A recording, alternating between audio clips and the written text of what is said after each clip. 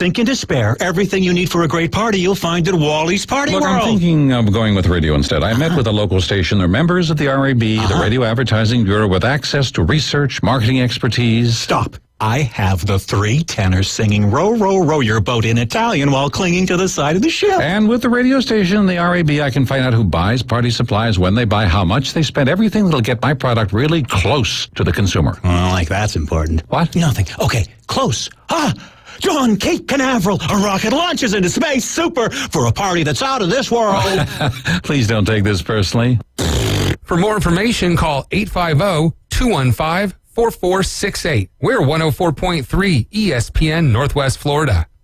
The Panhandle's destination for live play-by-play. Morning, GSX Lynn Hayden, WVLQ Port St. Joe, ESPN Northwest Florida. It's the next evolution of sports talk radio. The biggest stories and the biggest reactions. Now. And now we're taking With the first pick. This is the last ball you got to bat. The Inside Drive. From college to the pros. Interviews with the newsmakers, sports betting, your phone calls, and more. And now, The Inside Drive with Ryan Mulvey. Broadcasting from the Bill Kramer Chevrolet Buick GMC and Kramer Marine Outdoor Studios on ESPN Northwest Florida.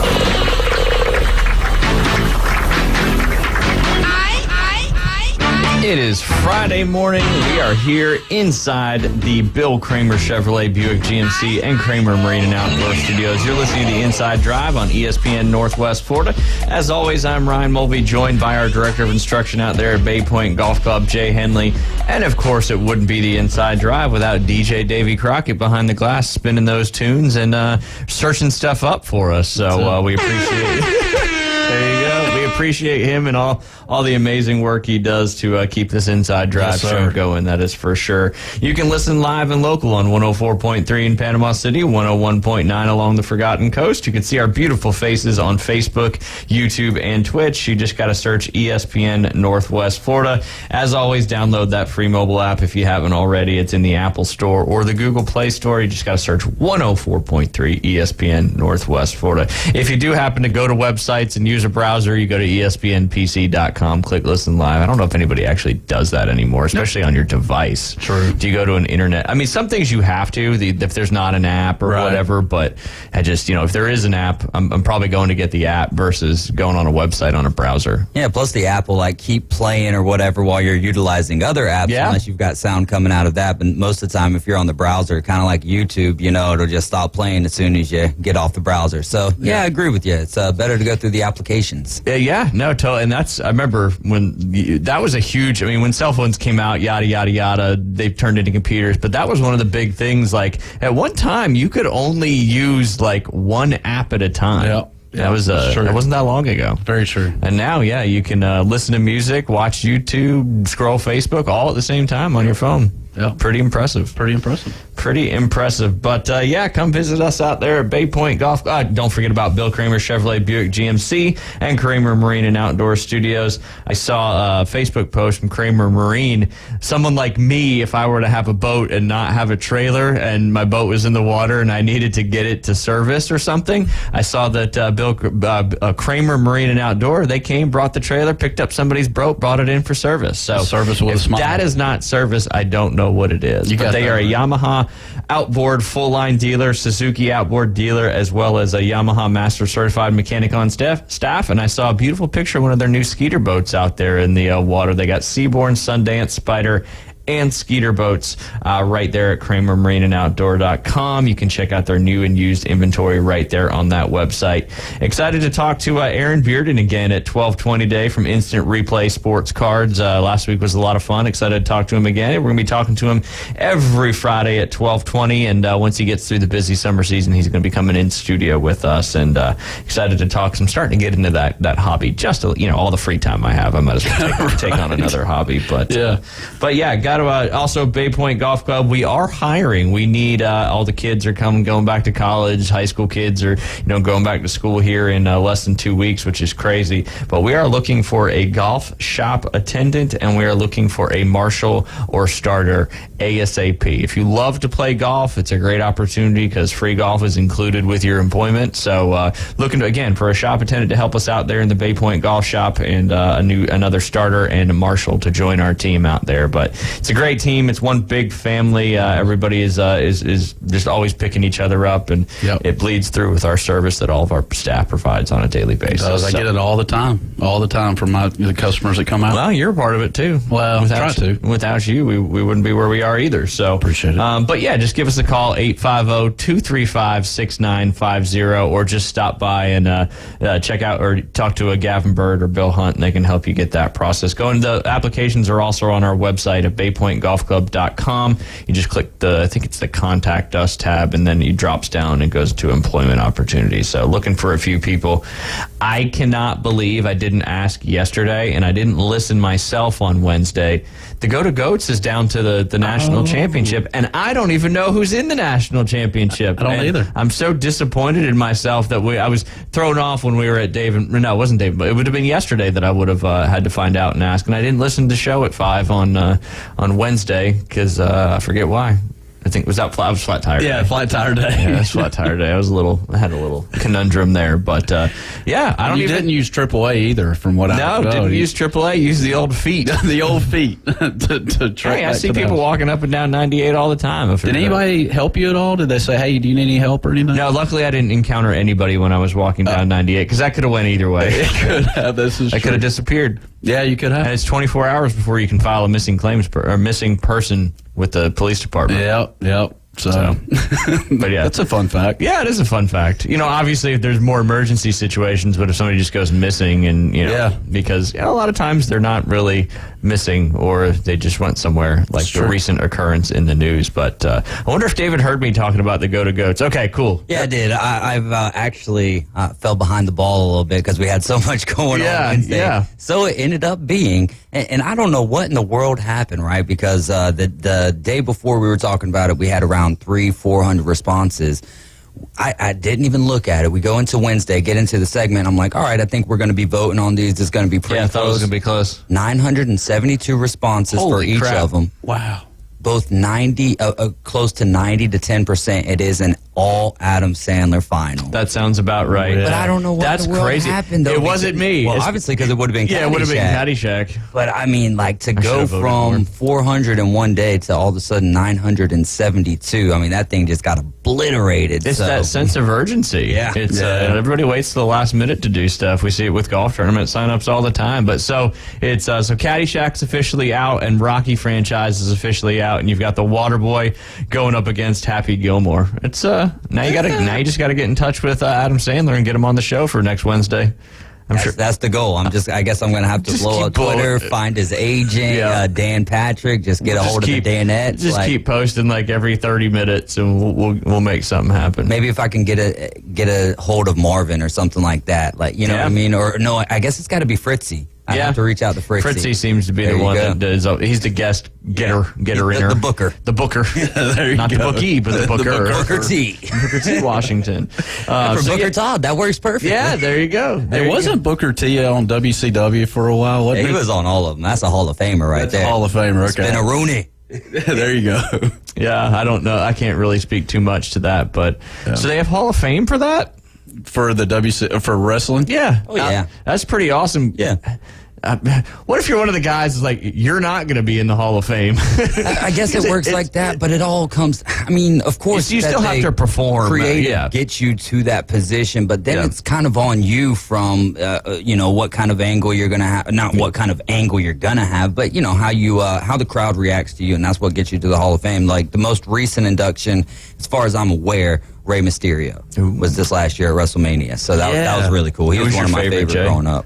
Rey Mysterio was a good one. Oh my gosh, man. Sting, Ric Flair. I mean, Ric Flair, his interviews are absolutely amazing. But, man, there's I mean, I don't know. I like going back and looking at the 80s and 90s and seeing some of the old interviews. So would you say that time frame was more the heyday for that, or is it just as intense now as it ever used to be? I can't speak. I mean, I'll randomly watch it on occasion today, but back then it was just kind of, that was part of my life for quite a few years. Yeah. What would you say, David? Just curious. I'm not as, I'm not as into it as what I once was, but as far as speaking from popularity, I think it went through a lull after the Attitude Era, but I think that it's back to a large degree. I mean, anytime we bring up anything wrestling on here, it goes wild. Yeah. You know what I mean? Like you start getting responses in about their favorite wrestlers. Do you think that's the nostalgia of it? I think it's a mix of both because I think a lot of my dad still keeps up with it. I know a lot of people that still keep up with it. Kyle Wright's a big guy. He keeps up with it. Yeah. Well, he's a big guy and he keeps up with it big time. There's a lot of people in it, man, and it's just one of those like things, and it's lasting. Yeah, it's cool. It's David. My dad's generational. It is going. It is. My dad's the same way. Like, I mean, I could have it on the TV when I'm at his house or whatever, and he's like, "Hey, is so and so coming? Where's so and so?" I'm like, "Oh, you really do keep up with this kind of stuff." But So Waterboy and Happy Gilmore. Initial thought, Jay. Who you going to go with? Wow. Oh, no. That's probably Happy Gilmore. Yeah. I'm going to have to go with Happy Gilmore as well, just from the golf standpoint. I mean, both just fantastic comedies. And that just goes to show you, like we've been saying, comedies seem to carry a little bit more weight when it comes to people choosing that movie over another one. Yeah, your initial thought, with dramas and, Remember the Titans and those kind of movies is, they're great movies. Right. They're up for awards. They're very emotional. But when people remember movies, you seem to remember comedy a little bit more, just because when you're laughing and you quote it with your friends and that kind of stuff. But the drama sports movies always have a good story. Oh, 100%. That's what I'm saying. It's a good movie. Yeah, like the comedies they're good movies, but they're not what you would categorize as going up for Academy Awards and stuff like that. Yeah. But like Rudy, the underdog. I don't know. It's just there's always a story, and that's what I like about the drama sports movies for sure. But we'll see. We'll see what happens with this. Hopefully, Happy Gilmore pulls it out, but you never know. Waterboy. It's football versus golf. Yeah, and Adam Sandler in both. You can't beat Adam Interesting. Sandler. Speaking of football, we appreciate you coming out to the 4th and 5th grade championship game last night. It was a battle. It was. Like I had said to the kids when we called some timeouts and after the game, I couldn't have felt better about how that game, even though we lost, it was going to be an uphill battle the whole way. We knew it. We lost to that team twice in the regular season, didn't lose to anybody else. And, they got down 14-0 in that first half, and, they just kind of marched down the field. We did have an interception in the first half and an interception in the second half. They just never gave up. They played hard. We got it to 14-6 with, and happy birthday, Gray Sauce Diamond. It's his 9th birthday today. Happy birthday, Gray. He scored a touchdown on our little play with the rollout. Liam hit him on a little zip, got past that first flagpole and took it to the house. Yes. That was exciting. That got the kids really fired up. But then when they were down 14-0, they didn't give up. They kept playing, and that's all I asked. I said, when you're done playing, I just somehow shut down every one of my tabs that I got in order for the show today. I just somehow shut them. That just drives me crazy. Well, I just messaged the DP show, so we'll see. There you go. We'll see what comes of it. We just got to keep messaging them. Nice. Keep messaging them. The importance of getting Adam Sandler on your show is paramount at this point. Yeah, that would be cool. That would be pretty cool. That would be. He's up to that. I've heard some of his interviews. He's pretty chill. I mean, he plays basketball all the time with just regular folk. Yeah. So come on our radio shows. No kidding. That'd be awesome. I'm going to be a guest on the David show. Absolutely. Yeah. Anytime. But yeah, I mean, last night I was so proud of those kids. They could have easily hung their heads and stopped playing hard, and they didn't. Yeah. They fought and fought and fought, and we had the ball with, I think it was like a minute 20 left. We had the ball down 8 points, and we got a couple, that one play where Liam just ran through the whole team. Yeah. As soon as I saw him take off, I knew it was going to come back. So I was excited because he made a great play, but when you're within 5 yards of the first down, it's a no-run zone. Yeah. And even if the quarterback gets rushed, rushed, he still can't run. He's got to pass it. And it was kind of a weird play. And he knew it, too. As soon as he came back, he's like, I know, Dad, I couldn't do that. But it was still an awesome play. And he made some great throws, and there were some great catches. And he was pulling flags. Everybody was pulling flags, but he was flying all over that field yesterday pulling flags. It was good. I mean, both sidelines were full of people. Yeah. I mean, it was amazing to see. And that was the only game going on. Yeah. There was a championship game before. I don't know if that was the championship game. That might have been a runner-up game or a third-place game. And then they had the 6th and 7th grade one right after us that I didn't know how it ended up. Us pulling for Joey's team on that one. Yeah. But another great season. That was a fantastic group of kids, and we're going to try to get together sometime next week for a little outside of the flag football fun. Yeah, there you go. But so up next, we'll see what happens. But another season of Dynasty flag football in the books. There you go. We'll be back on the field come late November. You're building a dynasty, getting ready for the winter. I mean, these kids have come such a long way. There's 3 or 4 of them that have been together since the get-go, which I believe was in the fall of 2021, if I'm not mistaken. Back when Liam was in kindergarten. The awareness, I mean, just from last year to this year, because I've been able to see the progress just in 1 year, but the football awareness that we were talking about, where the kids know even at 3rd graders knowing the awareness, and that, I mean, that's props to you, Ryan, for getting these kids. And I was, I listened to the pregame speech last night. It was they bought into it, and that's the cool part about it. Well, I got to give a huge shout out to Joe Tannehill. He was our defensive coordinator and my other coach this season. He was unbelievably helpful, and he has the same kind of passion. We're texting all the time about plays and what we can do differently to try. And when you have somebody that's got that same kind of passion and love for helping kids succeed on the field, makes a huge difference. It does. Big shout out to him, and he's very passionate, and he did a great job with our defense, and they stuck with it. They played a little combo man zone last night, and was proud of how they played and proud of how they executed, and didn't think we'd get the dub, but we had a chance. You had a chance, that one game. Mm-hmm. But the twins too, Miles and Taggart, running those double reverses and whatnot. They're having fun, and and even Jace last night. Jace was like in the huddle. He's like, usually he's like, I want the play. Give me the play to get me the ball. Last night he's like, let's run the other plays where he wasn't getting the ball because he could kind of see how it was working. Right. And it was cool to see the light bulb kind of pop on his head. He said, whatever it takes for the team to win, and I was proud of him. That's cool. That was just all these kids are maturing so much and having so much fun, and they're going to continue on to play other sports. And probably the last time Ryan and Liam could ever play together on a team, now that she's going into middle school sports, they'd be able to play soccer if he ends up doing soccer in the fall, but she's going to be doing middle school sports now. Yeah. But there was one play last night where she went in on a rush and forced their quarterback to kind of bounce back, and he threw it, kid caught it, and then Liam came in and pulled that flag on a crucial 3rd down that they ended up punting on. So it was kind of cool to see the brother-sister defense working there. Absolutely. She from where she started, it's only the 2nd time she's played football,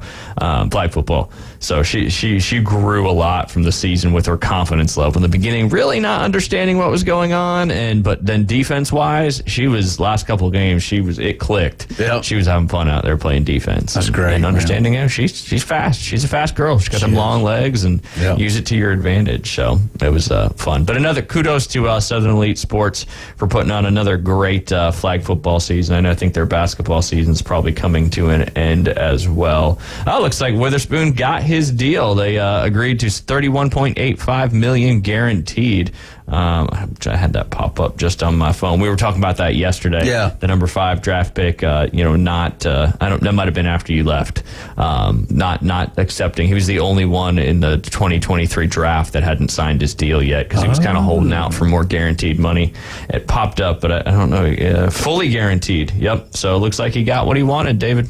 Interesting. Witherspoon agreed to fully guaranteed 4-year deal, 31.86 fully guaranteed. Good for him. Contract. That way he can go ahead and get into camp and get to the football side of things. Good for him. That's right. That's right. If he runs out of that money quick, he's going to wish he had the 75% up front or guaranteed, and then get the rest down the road. Let's hope he puts it in some kind of I wouldn't say the stock market, not the stock market right now, but maybe buy some land. Hey, but with it being guaranteed, though, at least he's going to get it regardless of what happens. 100%. Yeah, I mean, football is an extremely dangerous sport, lots of injuries and stuff, and it only takes one for you to never be able to make that money again. Yeah, that's 100% correct. It's such a balance with these contracts because nothing's guaranteed success-wise, right. And sometimes the money isn't either. But sometimes if you can get that money guaranteed, then it takes a little bit of pressure off you, and you're not worried about you step on that field and you strain your calf or you tear your meniscus up and have to get surgery. So. Yeah. I mean, Joe Burrows didn't even have a contact in the. Yep. Nobody even hit him. And more and more often, you're seeing those non-contact injuries. Yeah. Like we said, especially on those turf fields. I was scared yesterday, though, man, for that look. And I'm, not a Cincinnati Bengals fan, but you want the best quarterbacks out there, fantasy football especially, but just for the Bengals, for the sake of the NFL, all that good stuff, from the fans' perspective, And good to hear that it's just a calf strain. So yeah, definitely. And I got to give a shout out to Beach House Sales and Development as well. Check out their Facebook page or their website. That's Beach House Sales and Development. Beth just put one on the market. If you're looking for a great rental property, it's got over $70,000 in rental income. It's a 3-bed, 3-bath, and it includes an efficiency apartments over there on the west end of Panama City Beach on South Arnold Drive. That's 589-9. You can give them a reach out and give her a call. Again, $70K in rental opportunities right there on the west end of Panama City Beach. When we get back, I'm going to get all my tabs back up on my computer. I got to stop touching. I hate the pad. You touch the pad, somehow it X's everything out. But I want to jump into some MLB stuff, talk a little bit about Shohei Ohtani. He is no longer on the, this was a few days ago, but he's no longer on the trade block. The Angels pulled him down, and then he had a pretty historic performance yesterday in that doubleheader. So you're listening to the Inside Drive live here on ESPN Northwest Florida. We'll be right back.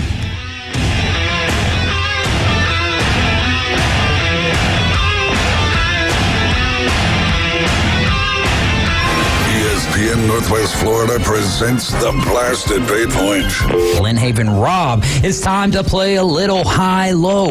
I'm going to try 69. You're going to try 69. That is correct. Oh, wow. Man, Lynn Haven, Rob. Keep listening to win. Outstanding. Thanks, guys. The Blasted Bay Point on ESPN Northwest Florida. Good morning. This is Joanna on ESPN Northwest Florida with your weather forecast on this Friday. Likely thunderstorms and light showers this afternoon and evening with a gentle breeze coming out of the south-southwest at 10 miles per hour and temps near 88. We will have a possibility of thunderstorms and mostly clear skies tonight and be warm at 78. And a mixture of mostly sunshine and likely thunderstorms tomorrow and a high 88. This forecast is brought to you by Ellis Agency Insurance. Thank you for keeping that dial at ESPN Northwest Florida. Rely on it. Take your next adventure in an award-winning Kia from Bill Bird Kia. The SUV family has movement that inspires, and we invite you to test drive the new 2023 Kia Soul, Seltos, Sportage, Sorento, or Telluride. You can command the road in a sedan from Bill Bird Kia. Drive away today in a new 2023 Rio, Forte, K5, or Stinger, and discover the all-new Kia at Bill Bird Kia. 2435 East 15th Street, Panama City, or anytime at BillBirdKia.com. Peace of mind you can trust at your local community dealer, Bill Bird Kia. You know the Break Room for the best pool tables in Bay County. But did you know they serve delicious gastropub-style food? Check out the Break Room's daily $12 lunch and dinner specials like spaghetti and meatballs, meatloaf and mashed potatoes, chicken pot pie, hamburger steak with gravy, and more. All specials come with side and dessert. The Break Room, Joan Avenue and North Lagoon in Panama City Beach. Dine in or call the Break Room now. 850-588-8310. 850-588-8310. The locals love him. You're gonna love this. You are my favorite. It's my favorite. Everybody's favorite. The Inside Drive with Ryan Mulvey. Live from the Bill Kramer Chevrolet Buick GMC and Kramer Marine Outdoor Studios on ESPN Northwest Florida. Are you ready? Is you ready? Ready? You say you ready? And welcome back. You are listening to the Inside Drive live here on ESPN Northwest Florida. 104.3 in Panama City Beach, 101.9 along the Forgotten Coast. Jay, Shohei Ohtani, a couple days ago, we didn't talk about it yesterday with Michael Shears. I wanted to focus a little bit more on golf because whenever you can have a guy trying to make it to the professional tours in studio, there's a lot more questions that I like to ask than jump into this. But the Shohei Ohtani was taken off the trade block, and the Angels were deciding to keep him through the rest of the year and rest of the season and see what happens in free agency. Obviously, the Angels got criticized that pretty hard for doing that. Just initial thoughts. What do you think about that? There's been so much talk the last 2 or 3 weeks. Who's going to offer him? Is it going to be the Yankees or one of the Rangers or even the Dodgers? Some of these other teams, and again, that's not going to happen this season. It may not even happen in the off season. There's going to be some huge offers, I'm sure, probably record-breaking offers, but maybe the Angels try to match that and keep them there. Well, when you're in comparison with Babe Ruth, man, I mean, there's the possibilities are endless. I mean, sure would love to have him in Atlanta, that's for sure. But I don't think that's ever going to happen. Yeah, probably not. Yeah, but anyways, no, I mean, what a guy. I mean, if pitching, we're talking about versatility, and we're talking about the quarterbacks and how they can run and how they can pass. I mean, that's sometimes catch. Yeah, and sometimes catch, and he's just versatile, obviously, and he. Whatever, man. Which movie is versatile, hostile, agile? What movie is that from? Versatile. Come on. Is that Remember the Titans? It might be. I think it is. It might be. I think it is. Sorry, when you said versatile, I can hear Coach Boone say it. Yeah. I think, and I don't know if that's the exact order of that particular quote, but is that Remember the Titans, David?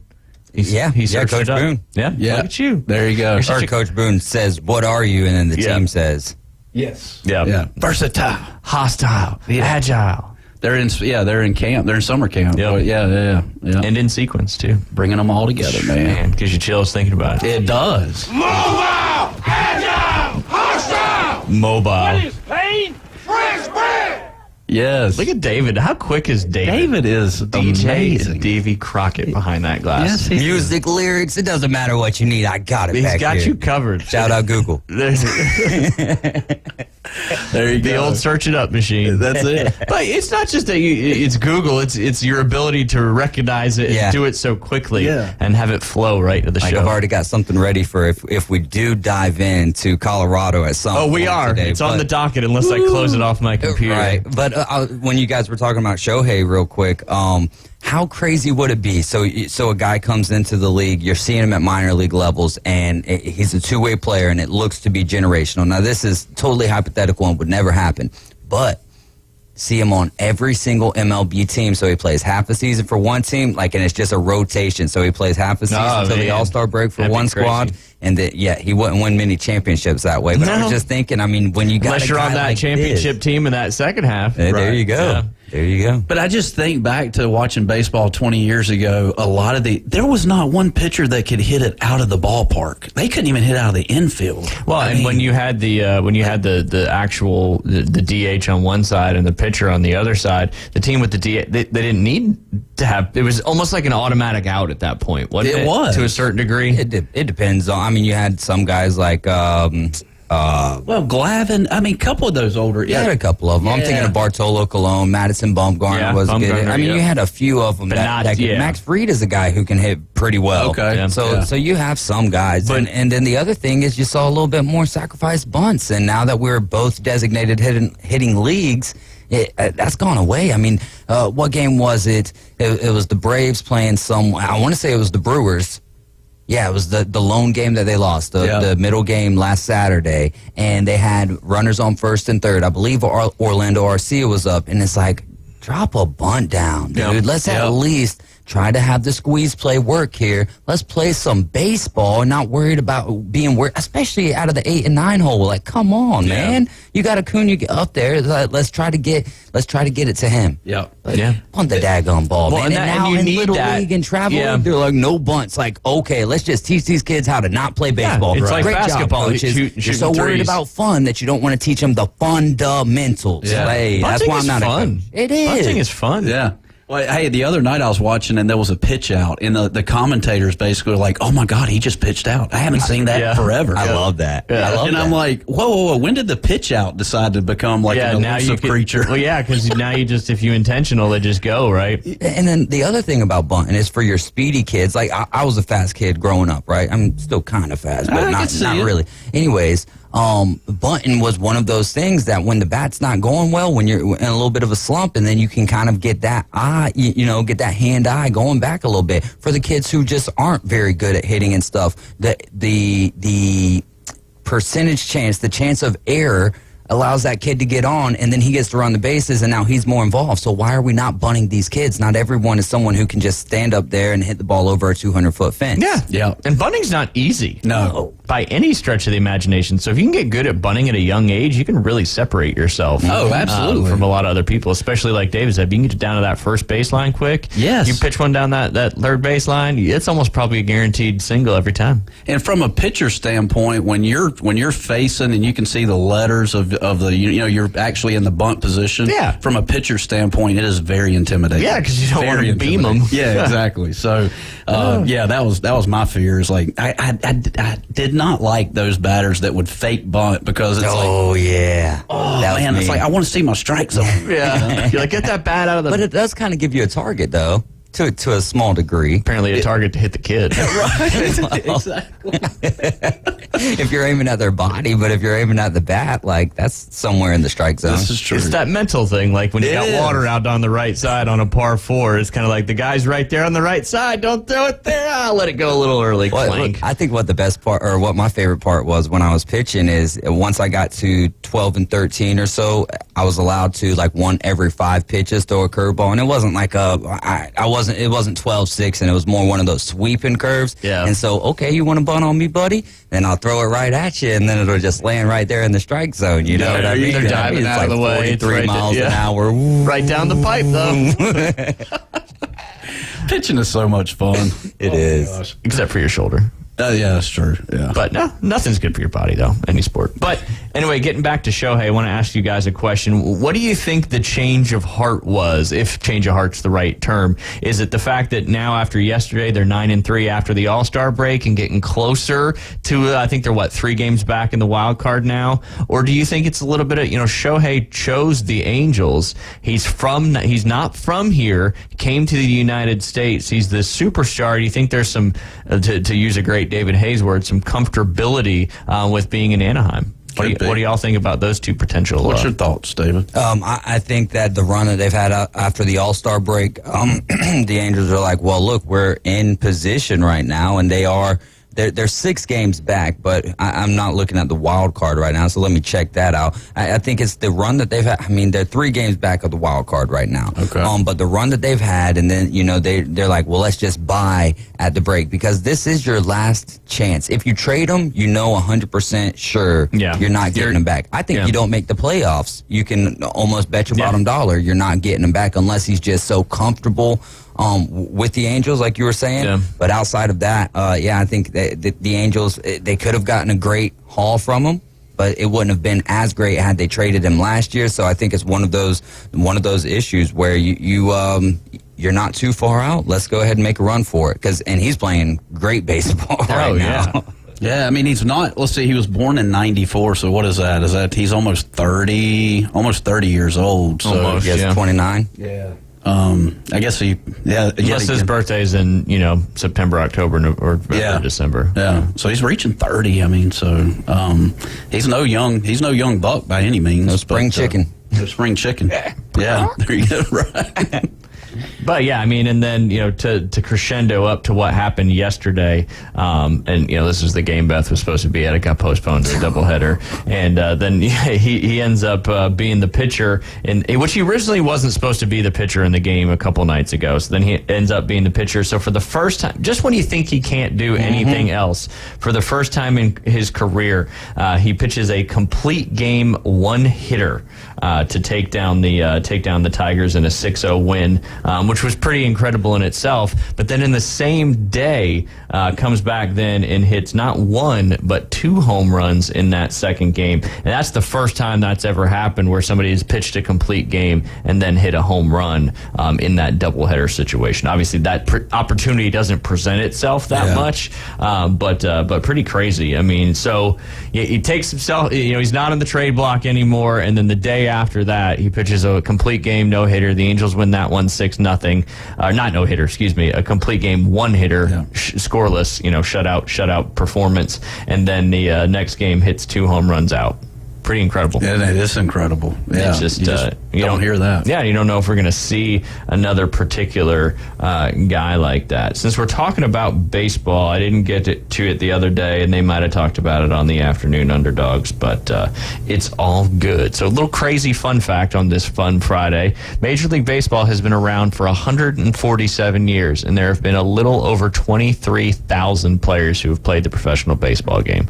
To put that in perspective, the MLB's smallest stadium by capacity is Progressive Field at 37,830, meaning if every player who's ever put on a big league uniform from 1876 to 2023 sat in the stands, the stadium would only be at 61% capacity. Jeez, that's a crazy stat. Indeed it is on this fun Friday. Yes. But that's big league teams. That's your major league rosters. Obviously, if you sprint that through the entire the system or the entire team, and that would be a little bit different story. But just thought I'd share that with you, Jay. Don't know how you feel about that. That's pretty amazing. So what field is that you're... Progressive Field? I don't know that one off the top of my head. It's Cleveland Guardians. There you go. Is it? Yeah. Oh, okay. Yeah, Drew had brought this up either yesterday or Wednesday. It's been circulating around there on the old social media machine. Still a wild fact, though, regardless. You could bring that up a lot. When you mention that, this is what goes in my head is that... I'm excited. Yeah, right? Yeah. We need like a dun-dun-dun. Yeah. If you take the entire student body away from University of Georgia, put all of your Athens, Georgia, people that live in Athens, it would be 90,000 people, which would fill up Sanford Stadium. There you go. I've heard that. Say that one more time. So basically, they're... Yeah, of course I start talking Bulldogs and I get crickets. I get it. Right. I get it. We got 34 days. If you take away University of Georgia, just take the whole city of Athens, that would basically fill up just the entire stadium. So Athens has got 90,000 people. Huh. Yeah, there you go. That's a lot bigger than I thought it would be. Speaking of Ric Flair, gotcha. Woo. It's Sound Effect Friday. Since we don't have a lot of time in this break, I just wanted to get a couple other fun facts, stats in there. These are all on the golf side of things, but the aggregate scores, aggregate means the total of the 4 majors, all added together to par for the people. These are only the people that made all 4 cuts in the majors. This is their aggregate score to par. I'll start with the worst. Ryan Fox, who we've probably never heard of. He played in all 4 majors. He was plus 12 in those 4 majors. Terrell Hatton was plus 6 in those 4 majors. Patrick Reed made the cut in all 4 majors. He was plus 4. Hideki Matsuyama was plus 3 in all 4 majors. Cam Smith, minus 2. Your boy Tommy Fleetwood was minus 4. Patrick Cantlay was minus 5. Xander Schauffele was minus 7. Brooks Koepka was minus 10. Brooks Koepka made the cut in all 4 and won one of them, so he was minus 10. And then John Rahm was minus 15. He won the Masters, obviously. And then your favorite, Victor Hovland, minus 16 in all 4 of those majors and didn't win one. Man, he's so close. So close. And then Scotty Scheffler, minus 18 for those 4 majors. Didn't win any, but we know how many top 5s and top 10s he's had this year. So pretty crazy. That is. 2 of those people on that list that made all 4 have won and did win a particular major that year. And then it just goes to show you the other 2 major winners didn't make the cut in all 4 majors. There you go. So I don't think Ricky didn't play in the Masters, so it wouldn't really count anyway. So interesting stat there. It's a great one. Yeah. Here's another one for you. Got over 7 of the last 8 majors. This is crazy. David will like this one. Rory has tied or beaten 993 out of 1,019 competitors, meaning he beat 97.4% of the people playing in those majors, and he didn't win a tournament. Poor Rory. That's insane, though. Le who is her? Sorry. Rory. But, I mean, that would be frustrating, I would imagine, right? Yeah. Oh, for sure. But I think it also goes to every Sunday he seems to play really well. I got one more fun fact for you. I'm going to ask you a test. This is more of a test/fun fact. I've got a map here. It's Test Friday. Test Fun Friday. Nothing's worse than a test on a Friday. I know, right? And they always do tests on Fridays. Why? The most popular golf ball in each state. I'm not going to go through all 50 states, so don't worry about that. I'm going to start with your home state of Georgia. Okay. What do you think? Just the brand, not the type, just the brand. Just the brand. Just the brand. Titleist, TaylorMade, Callaway, whatever it may be. The Noodle. Which is TaylorMade. No, it's not the Noodle. It's not. Good guess, though. Pinnacle Range Ball. No, they're not stealing range balls like they do down here. Okay, I got you. Titleist? I mean, like, come on. It's got to be Titleist in every state. No, it's not Titleist in every state. You got to think about how many people play golf. Yeah. And, you know, how many people can break 100? 90%? Or 10%? 90% can't. So that 90% is probably not buying, $15. How about, so I'm going to, let's see, how about Volvic? No. Dang. Who manufactures in Georgia for golf balls? Oh, Bridgestone. There you go. Look, see, he knew that right off the get-go. Ding, ding, ding, ding, ding. Yes. All right. We'll move to Florida. Okay. It's not any of the ones you just said. All right. It's got a nickname. Top Flight? Yes. Yeah. Look at you. Top Flight's the number one golf ball in Florida. Okay. As well as California and Texas. Probably because, if you took those three states, there's probably the most golf played in those three states. So it kind of brings down. But Top Flight is also there in, looks like Ohio and Illinois. But TaylorMade in South Carolina, Shrixon in Alabama. Okay. Which is a little surprising. That's there. interesting. Roll Tide. Yeah. That's my new favorite golf ball then there, buddy. Yeah. Which is made in Japan. Yeah. Of all places. Mm-hmm. Wait, so it's just headquartered in Alabama? No, favorite golf ball by most golf ball, most popular ball used in each state. I just got him with the Bridgestone because I knew he'd know it was made in Georgia. Nike in Louisiana. Huh. It's strange. They don't even make those golf. When is this from? This is recently. Is it Bleacher Report? No, it's a picture. Oh, nice. I like colors and pictures. Yes, sir. It's good. Do you think there was a guy that called around to every golf course and was like, hey, can I look at your invoices? The old Darrow report. They could probably track it by deliveries from all these companies and all that particular stuff. But Titleist has got a few. Pennsylvania, looks like North Carolina. TaylorMade's got a lot. It's pretty much TaylorMade. You got Callaway sprinkled around there as well. Titleist in Nevada, Oregon. Washington's got Shrixon as well. TaylorMade's in Alaska. I know that was important to you. Yeah. And Titleist is in Hawaii. Ah. And then Colorado is Titleist. And when we get back from this break, we're going to start talking a little bit about the old big-time story that we didn't get to yesterday. And I don't know if it was broke yet the day before, but that's the Colorado Buffaloes moving to the Big 12 Conference. It's official now. Yep. You're listening to The Inside Drive live here on ESPN Northwest Florida. We'll be right back. Baby, don't waste your time on me. I'm so damn. ESPN Northwest Florida. We're taking the Inside Drive. This is so funny, these storylines. 3-year title drought for Alabama. Are the young guys going to be the ones that bring them back to the promised land? Like, you didn't win a national championship in 3 years prior to all this Alabama and Georgia stuff. Like, it was not a big deal. Right. Now it's like national championship or bust. Yeah. Join Ryan Mulvey. Thank you very little. Middays 11 to 1 on ESPN Northwest Florida. Take your next adventure in an eco-friendly, all-electric Kia EV6 that gives you the movement that inspires. You can live fully charged while saving now and down the road on fuel costs. Schedule a test drive today and explore the electrified Kia vehicles at Bill Bird Kia.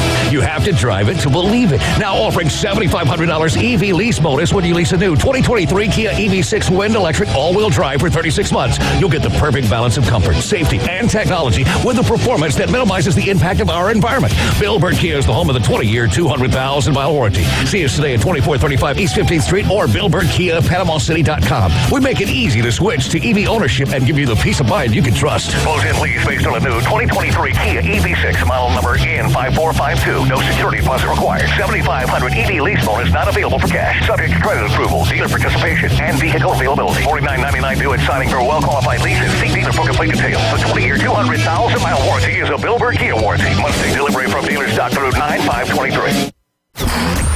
With over 65 years of combined experience, Instant Replay Sports Cards is happy to help you take your collection to the next level.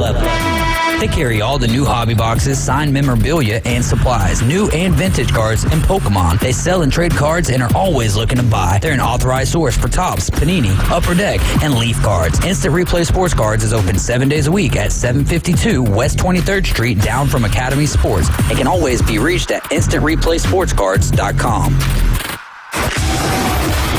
Do you suffer from political talk radio fatigue? Then tune into the most fun and exciting new radio show on the Gulf Coast. It's The Inside Drive with Brian Mulvey. From the Bill Kramer Chevrolet Buick GMC and Kramer Marine Outdoor Studios on ESPN Northwest Florida.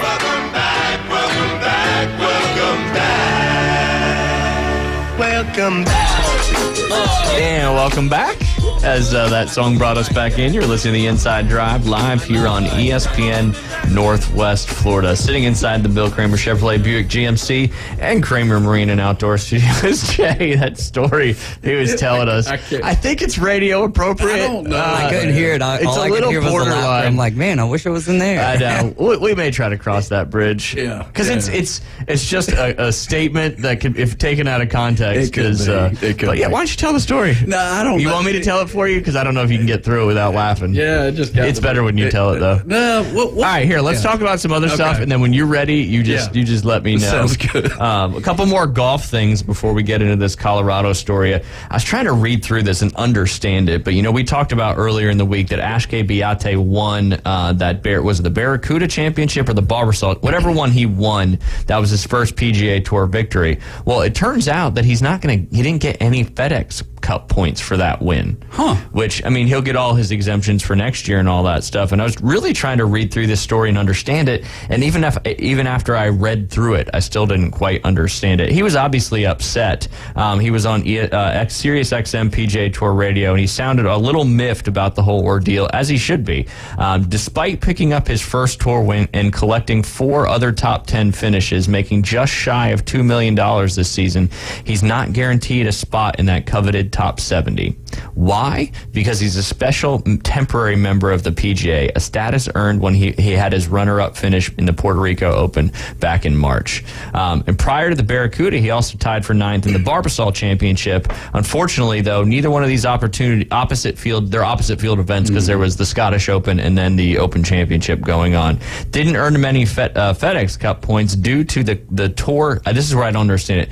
Due to the temporary status, because the tour co-sanctions them with the DP World Tour, the event specifically. That means that the 50 spots go to European circuit players, as the PGA Tour deems these are enough of its own players in these tournaments to temporarily qualify for FedEx points. So basically, because these are what do they call them, opposite field events, and they have all these DP World Tour guys playing and co-sanctioned, they give the top 50 FedEx Cup points primarily priority to the DP World Tour players, and then which is obviously very confusing in itself.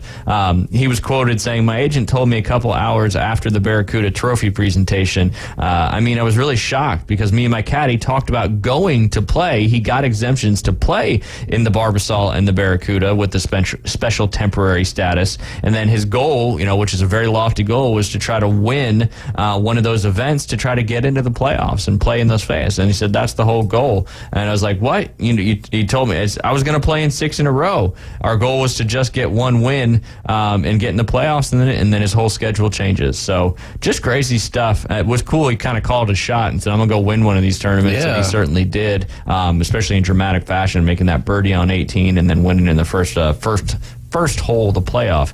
He still earned $1.93 million. What's crazy is after he won that tournament, he actually dropped 5 spots in the FedEx Cup standings. He's currently 96th in the FedEx Cup standings, so still has an opportunity to potentially make it in there. I don't know how he's playing this particular week, but sounds like players need to start reading this small lettering stuff that Monahan keeps throwing out there. Can you imagine all that?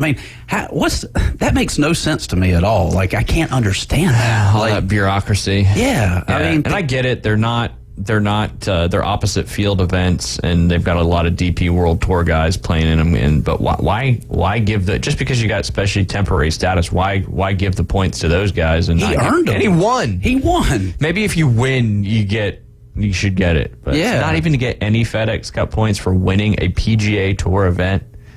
Yeah, you can jump from 500 to like almost being in the. It's pretty much guaranteed you're in the top 70 if you win. Exactly. Yeah, it's crazy. So I thought that was a very interesting story. And just, right there with the PGA Tour and all its nonsense. Yeah. You say it's American, but that doesn't seem very American. It doesn't. It does. I mean, read the small lettering, I guess, but gosh. It's tiny lettering.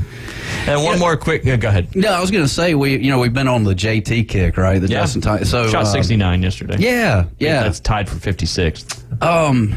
My thoughts, and I kind of want to get your thoughts on it too. I kind of watched him a little bit last night. It to me looks like he's really taking some chances out there. It's like it's either go home, like go or go home kind of situation. Well, that's what he's got to do now to make the FedEx Cup. Yeah, he had a couple par fours yesterday where a lot of his playing partners were hitting irons off the tee, and man, he was just bombing driver. I mean, having like 80 yards in. Hey, and if he's hitting in the fairway, that's boosting your confidence there off the tee. Yeah, but I don't know. I totally forgot that Bones was on his bag. Yeah, was on his bag. Yeah, and Bones has a lot of experience. I mean, man, probably more than a lot of the guys out there. Yeah, but anyways, that's my JT note. There's another JT Polston. Oh, by the way, after you left Dave and Buster's, what was the name that you threw? Oh, Adrian Peterson. Remember you said there was an Adrian Peterson at Georgia Southern?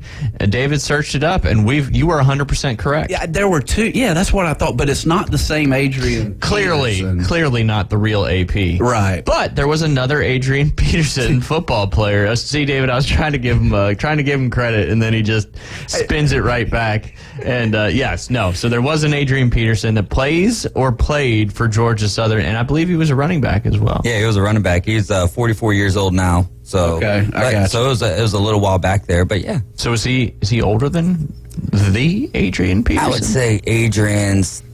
Oh, that's tough. I'm going to say he's 41. Before I go search it up. They were right there together because I kept getting them confused back in the day. But one played, had one of the best NFL running back careers ever, and the other one didn't. He's 38. So your boy is the real Adrian Peterson because he was around 6 years before AP was. And they're spelled the same too, I think. I mean, if I'm not mistaken. Let's not get carried away. Yeah, we won't get carried away. We already determined that you were they're correct. Two different people. Yeah, they are two different people. They are not the same Adrian Peterson. I was worried about that at first, like, maybe he did. Maybe he's the first clone, and he was over there at Oklahoma and Georgia Southern. Me and he's AP got were dreads born in on the same one, year. and yeah, his alias, but didn't do a good job using a different name. Right. That's one way to do it. This is true. The other Jay Henley. He looks just like you. Could be. I don't know. But my useless knowledge, man. That is my useless knowledge. Was fantastic because that sparked a search it up and then a learn and all that. You know where Adrian Peterson played in college? Let's see. He was. He was with the Vikings. I do remember that. But Texas. Hey, the same conference? I just told you. Oh. I said it in this conversation. Oh, you did? I'm sorry. I didn't hear it either. I didn't hear My teacher used to say the same You'll thing. come up with the answer sooner or later. They're moving into the SEC next year. Oklahoma. Yeah. Yay, Jay. My tip went right over your head. I said you'll come up with the answer sooner or later. Ooh, man. No, that was above my head. That's it. That was good. Sooner or later. Nice, David. Dang. Impressive. One more quick comment. We'll probably not get to Colorado in this segment, but remember we were talking yesterday about the PGA Tour Canadian player that actually changed his score on that one par 5, erased it. Padraig Harrington came out and said today, I'm going to ask you a follow-up question after this. I'll ask David as well. It's hard to believe that in the modern era, this is Padraig Harrington's quote, somebody could still think that they could cheat. I honestly don't know if it's a cry for help. I have no idea. It just seems bizarre that somebody would do that in a fully fledged organized tour event, and he thought he would get away with it. Is this a serial offender? I suppose that's why we have in real life, why we have a court system and a judge, because, I'm sitting here thinking this makes no sense. There must be a reason why this has happened. Is this a poor person under some kind of outside pressure or something, or why would he do this? So that brings me back to your bookie story yesterday where you you got in debt with your bookie up there at the club and had to have your debts erased. And we were even talking about it with Michael Shears. I think it was off the air. You know, a lot of these guys, it doesn't seem to happen as much now, or maybe it's just not as much out there. But a lot of these guys, when they're trying to make the mini tour, you got to have money to do it. Right. So they get a sponsor, some individual or a business. And I'm not talking like sponsors like TaylorMade and Titleist and that kind of stuff, or NetJets or these. That's the big time sponsors for the guys on the Korn Ferry and, you know, all that. They get these guys to help them pay these entry fees and help pay their travel expenses. But typically, you know, most of those contracts have like you get to X, you have to pay back X. And, you know, it's part of that. And, you know, maybe like Padre Harrington was saying, you know, is there some outside pressure or something that this guy is facing? You know, maybe he owes his sponsor, you know, X amount of dollars and it's coming up soon. And, you know, feeling that pressure, you know, it's reminded me very much of the bookie situation. Yeah. What do you think? Sure. Yeah, I don't know. I mean, Michael Shears brought out a great comment yesterday, and I thought, you know, he's like, look, it's these guys are just fighting for, they're not making a lot of money. No, they're making any money. Yeah, and they're trying to, you know, pay their caddies. They're bunking up with 8 other guys trying to, you know, sleeping in their car. Yeah. Yep. I mean, it's not as prestigious as it sounds. You know, obviously these guys are playing their passion. You know, like this is a passion that they want to do. They want to play golf, and we all love the game. But when it gets down to, man, I hate to get real life here, but like real life. But you That's what know, we do here on the Inside Drive. think about just getting to a moment in your life where you have a family to, and I don't know if this guy has a family, but you have a family to support, all right, and there's, you know, like you're gonna fight every tooth and nail to make sure that your kids are, you know, have food and a shelter and things like that. I know this is like way, you know, out there, but I don't know what his situation is. I don't know enough details about the deal, but I don't know. Tough. Very tough. Love to get your thoughts, David, just from more being on the outside of golf and, you know, how this all kind of works. You see that a lot with sponsors, and that's why so many people trying to make it on the mini tours end up going into some other business, you know, whatever it may be, falling back on their degree and, you know, earning a steady income versus trying to, you know, play golf and make money. But you just don't. Cheating in golf is prevalent on the recreational level, but in sanctioned tour events and that kind of stuff, it's just, you just don't do that. I've never ever heard of somebody changing a score on their scorecard. Yeah, it's wild from from my perspective. I don't know. I really don't have a good answer for it at all. Just I wouldn't expect that anyone that's on a tour that's trying to get them to the PGA Tour or anything like that does that. Like Podrick said, I mean, it's wild that you're doing this in 2023. The cry for help thing, I mean, could be something, you know what I mean, where it's so deep within inside of himself that he hasn't even faced it himself yet. I mean, there could be that. That's just, you know, speculating rather.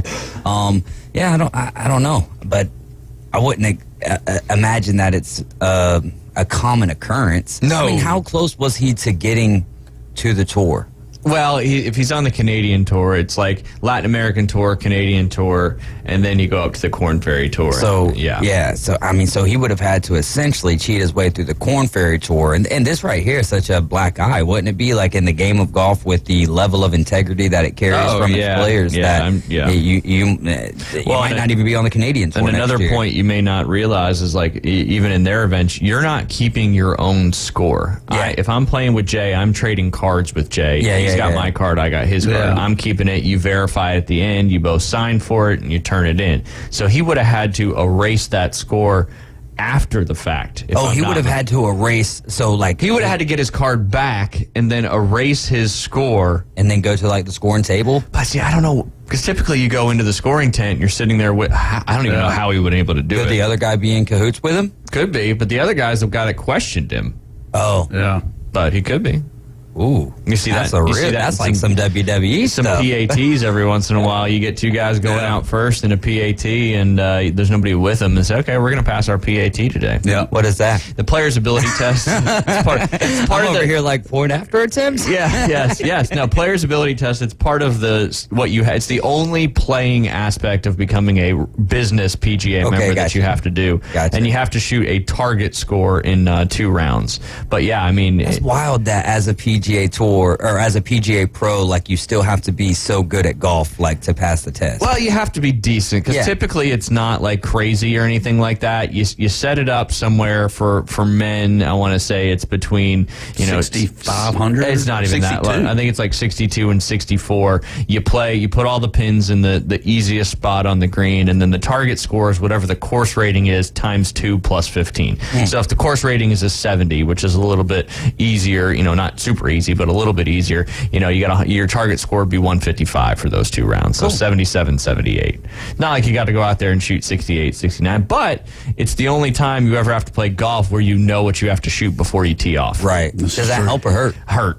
Yeah. Because then you make a bogey, you're like, people start calculating, okay, I can only make 7 more. Oh, it's just, it's a mental grind. It's like whenever you're out there and you shoot that first bogey or whatever, all right, now I need a birdie. And then after your 4th bogey, you're like, all right, I need 4 birdies. And so the whole It's day like you're gambling. chasing birdies, but you're shooting bogeys all day. Like, what's the point of even thinking about a birdie? Yeah, you shouldn't think about any of that, but it's hard not to. It's like gambling. When you're down and you're trying to get even, you never want to do that because then you end up losing more. Same thing in golf. I'm sure we have to take a break, David. We are at the top of the hour. I promise we'll get to the Colorado Buffaloes here in the next segment. You are listening to the Inside Drive live on ESPN Northwest Florida.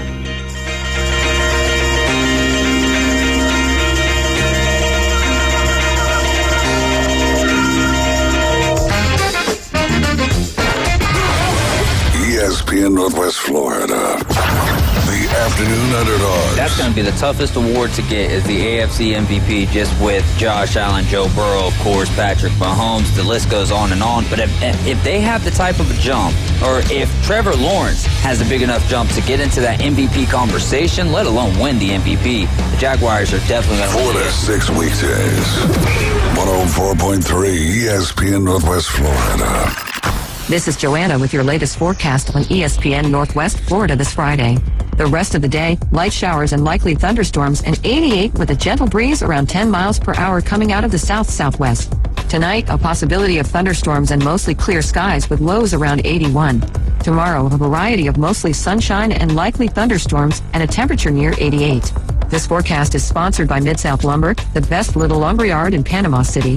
Thank you for listening to ESPN Northwest Florida. Rely on it. Ellis Agency Insurance has been serving Panama City and Bay County for years. They offer a full line of affordable insurance coverage of all types. Many people are attracted to Ellis Agency Insurance because of their friendly, knowledgeable staff. Call independent agent Johnny Ellis for a true comparison of your personal or business insurance. Ellis Agency Insurance at the Old Cullen Insurance location, 1134 Harrison Avenue, across from Dandy Donuts and Deli. Call 763-1627.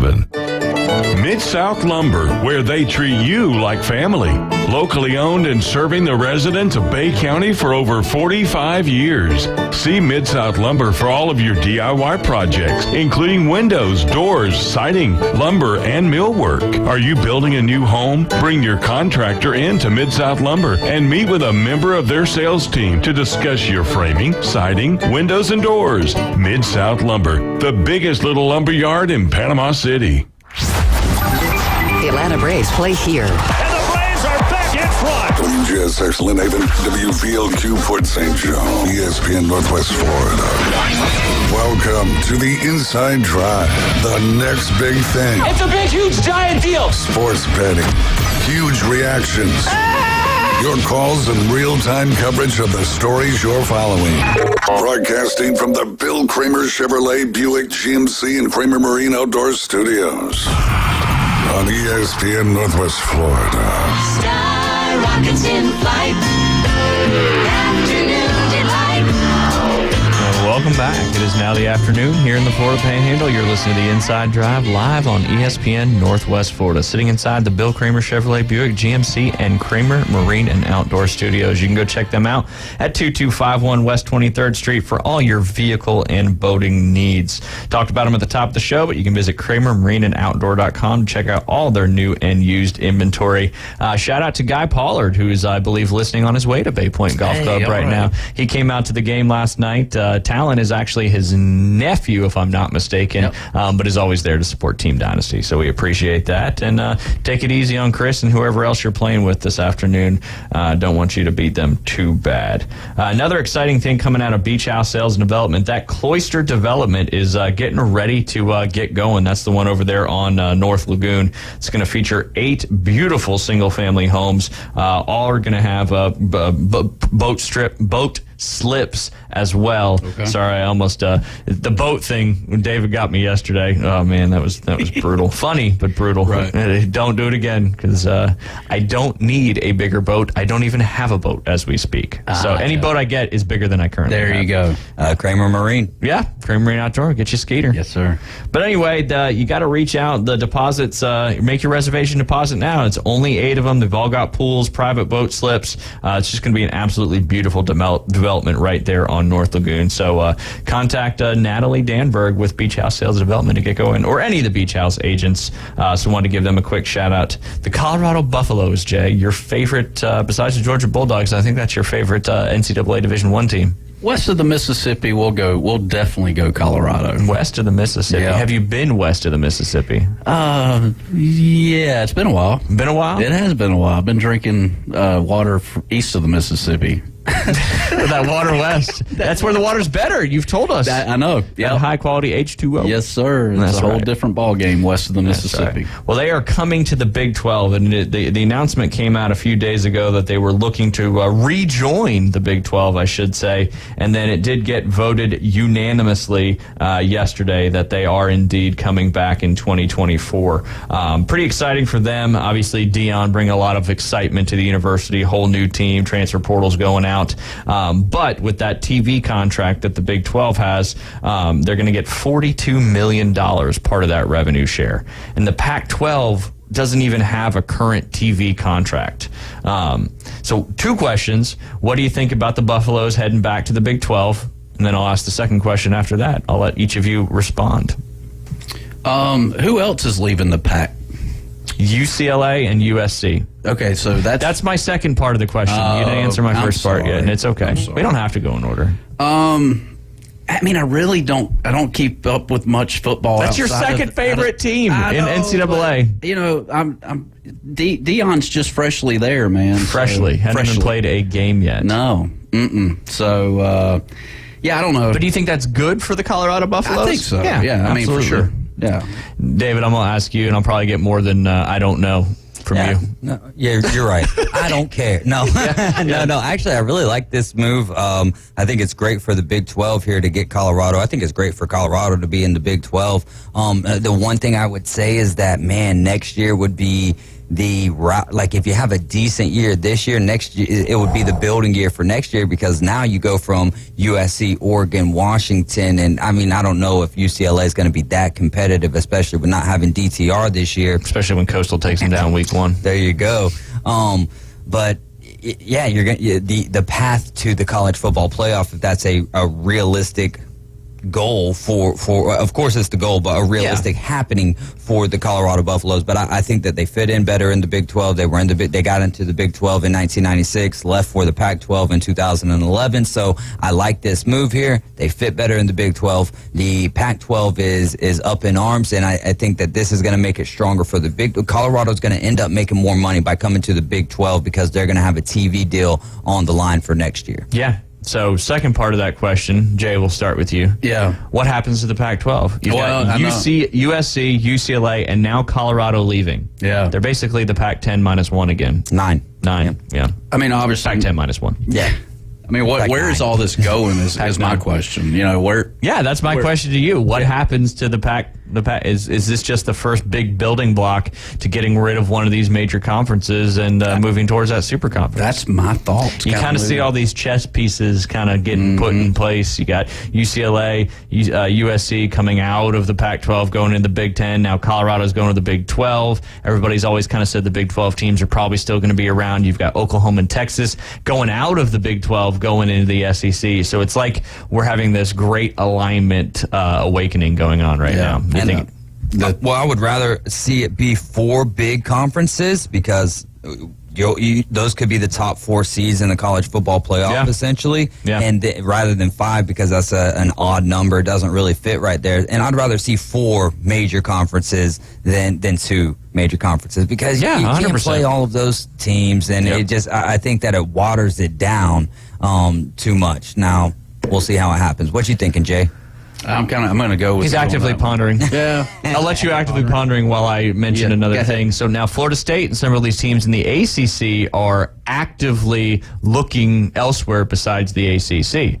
So if the ACC starts losing, maybe the realignment changes the ACC, and you've got Big 12, Big 10, SEC, and ACC, because obviously the Pac-12 has got to figure some stuff out. But who's the ACC going to go get? That's what I'm saying. If we have 4 conferences, it's got to be the ACC, right? Yeah. Oh, yeah, no. But if they lose Florida State, they lose Clemson, they lose those 2. I mean, that's like their conference. I mean, North Carolina, is good occasionally, and they got a great quarterback right now. But they put quarterbacks into the league, and then what happens? Yeah, not a lot. But then you have these Georgia Southern teams. You have these Georgia Southern teams, and these, we talked about Mercer yesterday, where years ago, these colleges didn't have a chance getting on the national level. Mm-hmm. I mean, they had no chance. I mean, even Georgia Southern playing Georgia a few years ago, 10 years ago or whatever, that was like a big deal to Georgia Southern. But it seems like these smaller universities are kind of moving up in the ranks, and I think with the transfer portal and a lot of that stuff, they're getting a lot more talent than they ever used to get, because they're wanting to get players in there. These guys want to play. They want to be on the field. And some of these big-time Power 5 programs, they're not going to get that playing time right away, so they go to a Coastal Carolina or a Georgia Southern or a Troy or Appalachian State, whatever it is. Right. So they're better. But what happens to the Sun Belt? Do we just have an entire... Right now we've got FCS and FBS, and the FBS has their whole playoff thing, which they go through and they crown a national championship. But if we move to these super conferences, what happens to those group of 5 schools? Do they now have their own quote-unquote level of football that they're playing for a national championship on, which I think would be cool for those teams, because now they're not ever going to compete for a national championship playing in FCS Division I.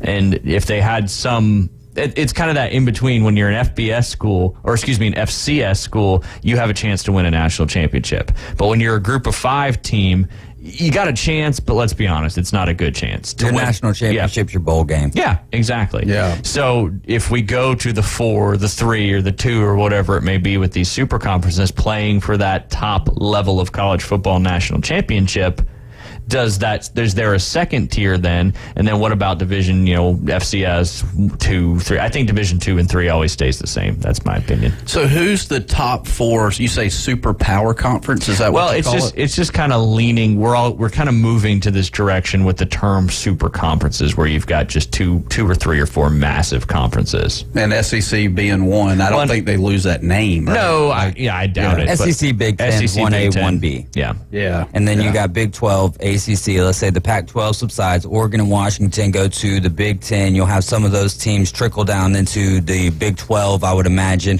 I like for some group of 5s to go to the ACC. Some squads that I'm looking at. Yeah. Coastal. Yep. Coastal Carolina, I think App State is another team that I think could take that jump and benefit from recruiting. I think UAB is almost getting to that level, like some of these Sun Belt, some of these Conference USA schools as well. The ACC really missed out on an opportunity to try to bring in UCF in. I think that they would have fit better in the ACC than they do the Big 12. Still going to be interesting.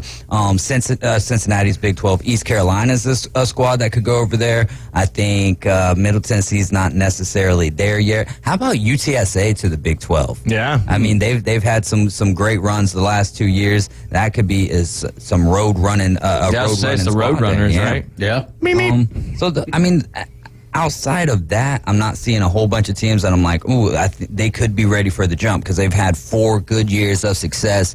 And then when you get into that bigger conference, your recruiting is going to expand a little bit because your financial gains are going to expand.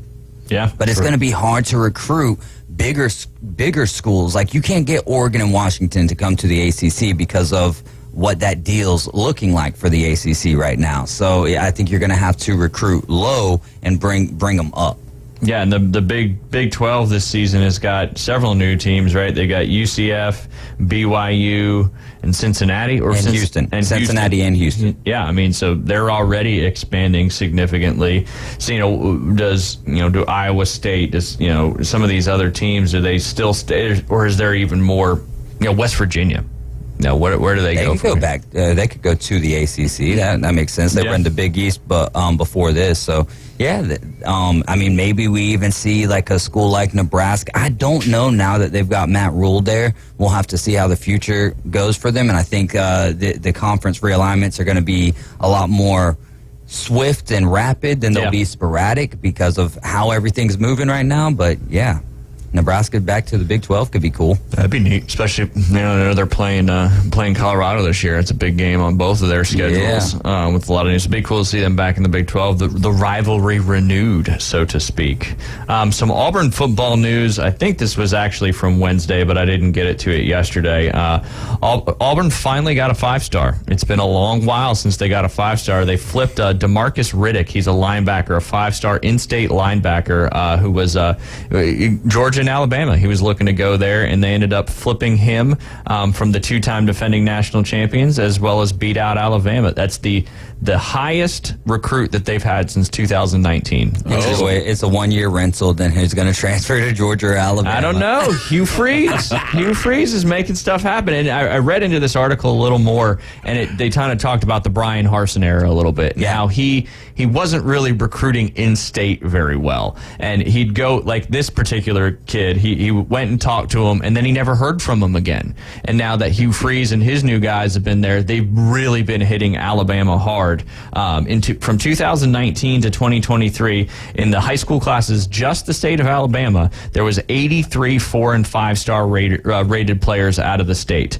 83 of those chose, of those 83, 31 chose Alabama and 12 chose Auburn. So 37% of those 80. Now the others went elsewhere, obviously, and probably could have went in-state as well. Now the talent gap has shrunk greatly in the 2024 class. There's only currently 25 players that are in 4- or 5-star ratings. However, 7 of those are currently committed to Auburn, and 5 are currently committed to Alabama. Well, you know how those Alabama classes work, right? Though, like, don't worry about what it's looking like right now. Wait till signing. That's the Alabama fans. They get defensive. Well, no. I'm actually being honest with that one. But I will say this, though. It is good to see Auburn fans more invested, because that last year, like, I think Auburn fans went into the season like, this is a wash. I feel like a lot of them, to a degree, they still, of course, paid attention, because SEC fans are going to be paying attention. But it was just like, going into the season, well, whatever, Yep. And so to have the Auburn fans more excited, have that fan base,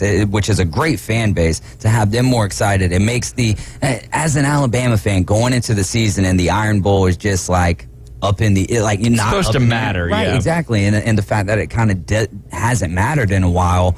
To an extent outside of Alabama and Auburn fans, I like it better when the final game of the year is meaningful, or at least intriguing, fun to watch. Give me the kick six again, and I'll take another heart attack. It needs to be worth something. It needs to matter, because when it doesn't matter, it just loses a little bit of that luster. Yeah, it's not the Iron Bowl no more. It's the Plastic Bowl. Yeah.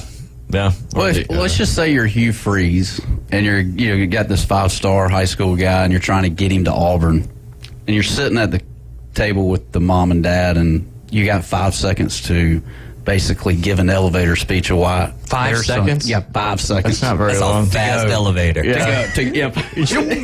We're going one floor up. 5 seconds to say, hey, I've got commitments from Georgia, Alabama, Auburn. What's your speech? What's your 5-second speech to the parents? Be a part of the biggest turnaround in college football history. Ooh. That's my speech. That's all I got. I got you. Put me on the spot. But it's funny. This is what Riddick said about Hugh Freeze after his commitment to Auburn. He said he's going to flip Auburn around. But this is funny. He's a family guy. That's one thing I like. Saban is too, but it's just something different with Coach Freeze than it is with Saban. And, maybe that's where they used to party back in the day. 30 years? Yeah. Well, that's the difference. Yeah. Young, relatable. Yeah. Look, and how much? No, this is a stupid question, but how much do you think Georgia's success affects Alabama recruiting, if there is even a correlation? Jaybird. Yeah, I mean, that's a good question. You just put me on the spot, and I had to get 5 seconds on how to recruit somebody. So I've never recruited anybody in my life. Man, you nailed that. That's right. That's the greatest. That's right. Yeah, confidence. That's better. Mine would be, I guess you look good in blue and orange. Yeah, right. Or War Eagle. Yeah. 5 seconds isn't a long time. I think that it affects it to some degree, but I think that it also, with them being the top 2 programs, you can name them the top 2 programs in the SEC. I think that they can use that to their advantage. Of, do you want to beat Georgia? Do you want to be the team to beat Georgia? Same way that Auburn can use that. Do you want to turn the program around? Do you want to beat Alabama? And so, like DK Metcalf, he wanted to go to Miami. Yeah. He was offered from Alabama. When he went to Alabama, his one takeaway is, I want to beat these guys. So you're going to have a lot of guys like that who want to beat the best. Yeah. And sometimes they don't want to do it with the teams that are the Alabamas, the Georgias, the Michigans, the Ohio States. They want to go elsewhere and try that goal out. Yeah, I mean, and that's a fantastic point, because that's one thing, I don't know. I'm trying to correlate it to, I'd rather be, and this is just me personally, I'd rather be on a team that can upset one of the big teams and have a shot at doing that than be on the team that's going to win every time. Yeah. I mean, I think both are going to give you an opportunity to make it to the next level when we're talking about high-level college football. I just think it's apples to apples. Georgia and Alabama, I think there's only, like the Chattahoochee River is what separates the two. That's the only, What's the state fruit of Alabama? Do you know? Because I was like going a cherry. I was going to say, you were going to say apples. I was going to say, well, peaches to cherries. No, they could be. Yeah, no, I don't know. We're about to find out what it is. I don't know. Yeah, it's the blackberry. Ooh, peaches to blackberries. Okay, that would be a good combination right there. Yeah. Ooh, our new cook that he made some peach cobbler last night for the prime rib dinner. I didn't get to try any, but heard rumors that it was very good. Anyway, go ahead, Jack. The prime rib. The prime rib. Yes. The peach cobbler and apple crisp were the 2 desserts. I walked in yesterday and was smelling it, man. It smelled amazing. You can't miss out on our prime rib. Yeah, no kidding. Anyway, I don't know what you were going to say, but I interrupted you. Yeah, apples to apples. Yeah, so let's fast forward to December. Who do you have in the SEC championship? Let's just cut right to the chase. LSU and Georgia. Really? Correct. David, what about you? I mean, I'm going to say Alabama and Georgia till it's not. Oh, I got you. Hey, last year it was LSU, but we'll have to see. LSU right now has the upper hand because they've got a quarterback, Brian Kelly, year 2, all that good stuff. In Alabama, I don't want to say they're in disarray by any means, but new OC, new DC, new quarterback. But you always have a new OC. No, exactly. I'm just saying, but there's more quarterback's question the big marks. question mark. There's more question marks than there is exclamation points, if you will. Yeah. Keith Dimmick wanted me to tell you that he'll see you Tuesday, Jay. Cool. Well, I will be in Georgia. Sorry, Keith. He'll be in Georgia. He used to work. Not anymore. But yeah, I mean, we could digress on this topic for a while because, like LSU, they got the quarterback. They had a great season last year, but they weren't really supposed to have the great season last year. So how does the mindset affect and change? I know we got to get on the break because we got to get Aaron on the horn. But how does the mindset change going from, as Kirby Starr always says, the hunter and the hunted? Last year, they were certainly the hunter. I would say LSU is more the hunted this year than it was last year. And sometimes that affects the way a team can play. I totally agree. And I think at some point, you've got 2 national championships under your belt. What are you going to do to fire your team up this year? Because at some point, and I think Alabama faced it too, at some point, what does that national trophy, what does that trophy represent? Yeah. I mean, it becomes like, so what are you playing for this year? Yeah, that's the question. All right, well, we'll continue this conversation after we have our good friend Aaron Beard from Instant Replay Sports and Cards here on the line in the next segment. You are listening to The Inside Drive live on ESPN Northwest Florida.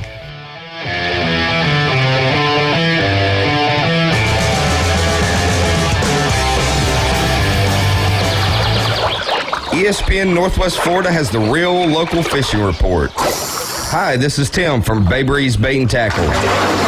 Join me every Friday at 4:20 during the afternoon Underdogs. It's accurate, detailed content from local anglers, plus fishing updates on Saturday and Sunday morning right when you hit the water. Advice and stories from local anglers. Tune into the Bay Breeze Bait and Tackle Fishing Report, exclusively on ESPN Northwest Florida. This is Joanna with your latest forecast on ESPN Northwest Florida this Friday. The rest of the day, light showers and likely thunderstorms, and 88 with a gentle breeze around 10 miles per hour coming out of the south-southwest. Tonight, a possibility of thunderstorms and mostly clear skies with lows around 81. Tomorrow, a variety of mostly sunshine and likely thunderstorms and a temperature near 88. This forecast is sponsored by Mid-South Lumber, the best little lumberyard in Panama City. Thank you for listening to ESPN Northwest Florida. Rely on it. Hi, this is Matt Lewis with Reliable Hydraulic Solutions. We offer comprehensive diagnostics and repair service for all types of hydraulic units, such as hydraulic and pneumatic cylinders, hydraulic pumps, motors, and valves, as well as a broad range of hydraulic hoses and O-rings. Give us a call at Reliable Hydraulic Solutions at 850-326-3000 for any of your hydraulic needs. Visit their new location, Highway 77, south of Tractor Supply. So you've heard the saying that if you love your job, you'll never have to work? Well, it's true. I've worked for Brock Lawn and Pest Control for many years. The commitment to the needs of customers And their commitment to each employee makes Brock a company I'm very proud to be a part of. Brock's core values are also mine. Give people more than they expect, and always honor your promises. This isn't a job, it's a service to help people live a healthier lifestyle. Brock Lawn and Pest Control. Our family protecting your family. And now the Inside Drive with Ryan Mulvey. We're going to have a talk. Tell me what you know. Broadcasting from the Bill Kramer Chevrolet Buick GMC and Kramer Marine Outdoor Studios. It's a frantic noise. ESPN Northwest Florida.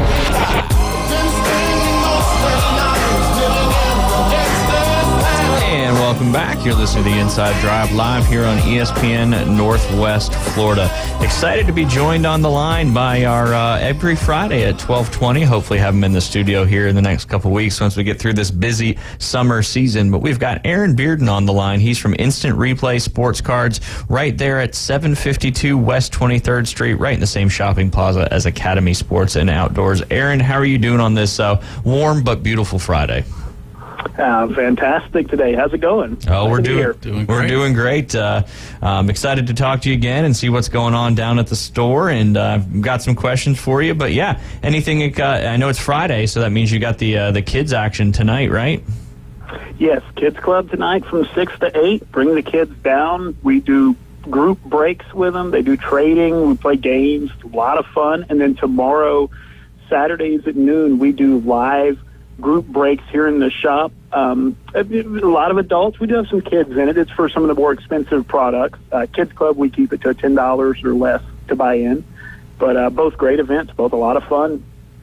Yeah, when you say breaks, is that when you guys are kind of getting stuff and popping it open? Is that what you mean by that? Yes.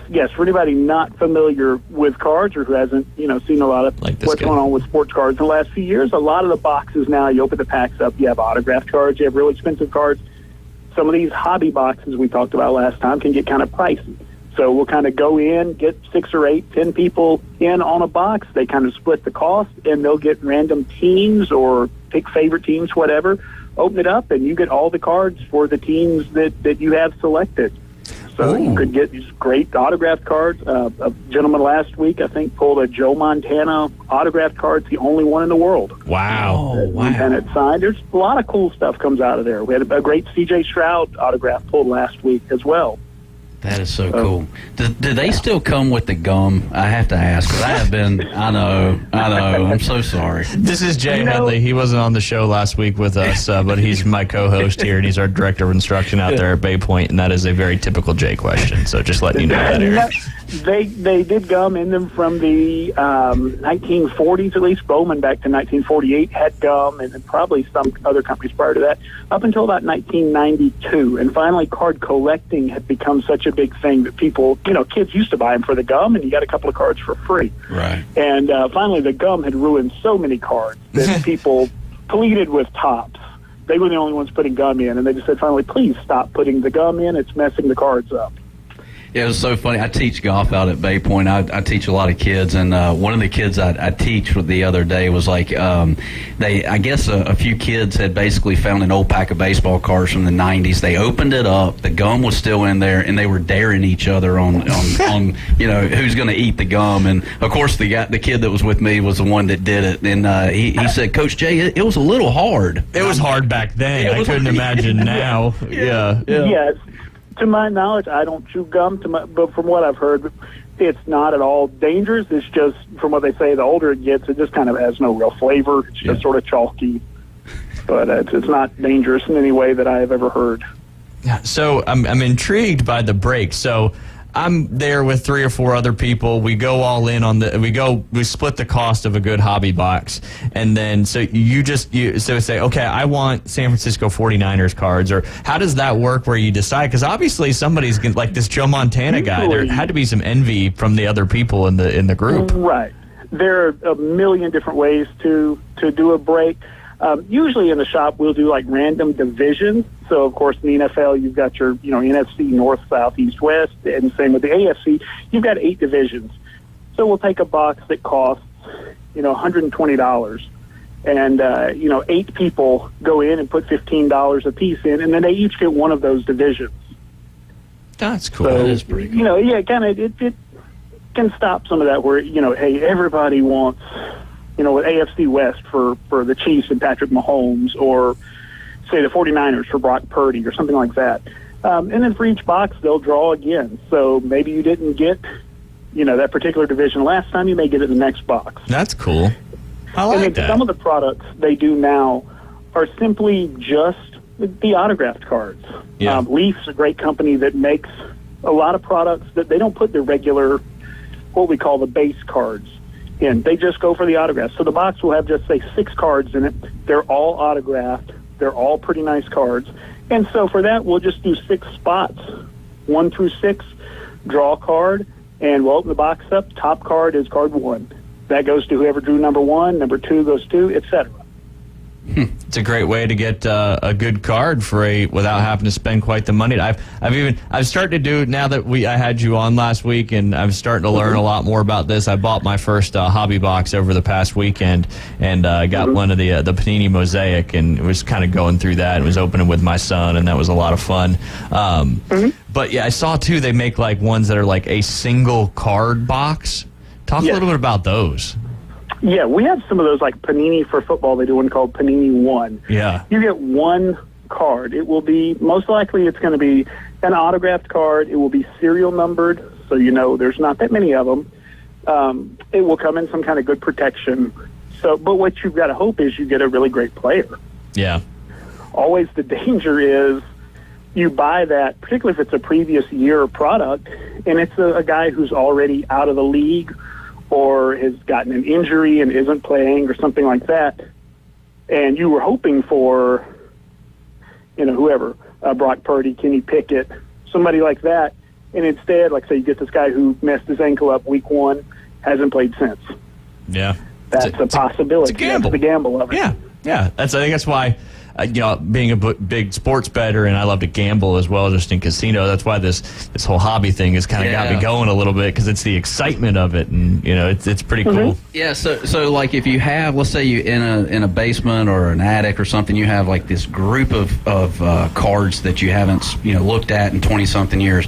What would you do to kind of see the value of those? Would you come into your place there, or would you just like find it online? I'm sure, right? Like a couple of ways. Yeah, we have people bring cards in all the time, particularly that they're wanting to sell, and we'll go through and kind of find what they've got and what has some value and let them know. As far as finding a price online, there are a couple of methods. One is there's one price guide in the industry. It's called Beckett. Beckett's been around for 40-plus years. You can go to their website and subscribe monthly, and they'll give you the price for every card basically ever made. And you can buy per sport, you can buy a whole bundle, and they're a good starting rule of thumb. The other thing is you can go to eBay, and if you can look at just the sold listings, this takes a little bit more work because you have to filter out some things. What you're going to see on eBay with sports cards are 1,000,001 scams out there. Anybody can list anything for any price. So we get people that come in and bring in, a 2-cent card and say, well, I saw this on eBay for $50,000. Well, you did because eBay doesn't care. Yeah, they're making a percentage off what it sells for. Right. They hope you sell it for $50,000. Yeah. They really don't care about, the sort of the integrity of the hobby or anything like that. They're just looking to make the biggest sale possible. So you can look at recent sales and factor in some things. If it's a really hot athlete who just maybe started getting good a couple of weeks ago and they're on a tear, finding their price from 3 months ago may not matter. Yeah. So it's like the old days of the Beckett where there was always an arrow going up where a player, so it's either trending up or trending down or whatever it may be. And then I was going to say, and then I remember, I guess, like you would have the card number on the back, and then some of them wouldn't even be in the Beckett. Like basically there was no value, right? Correct. Yeah. Beckett, because they're a physical magazine, they don't have the space to list every card. So they would list the top, 10 or 20 most in-demand players. And then kind of below that, they would just say, well, a common player is worth, so many cents. A minor star player is worth a little bit more than that. On the online Beckett, they list every card individually. So there's no having to guess, hey, is this guy a minor star or a semi-star or whatever their grouping was. They just tell you flat out, he's worth 75 cents. This other guy is worth $1, so on and so forth. Yeah. The nice thing with the online Beckett is it's updated daily. Just the nature of printing a magazine, by the time they compile prices, they do their layout, they send it off to a printer. It gets printed, it's shipped to your local bookstore, whatever. Some of those prices are 2 months out of date by the point it hits the shelf. When you have somebody like yesterday, Shohei Ohtani, he throws a complete game shutout, he hits 2 home runs in game 2 of a doubleheader. His cards are hot today. Yeah. If you just use a paper magazine, you may not see that reflected until September or October. Gotcha.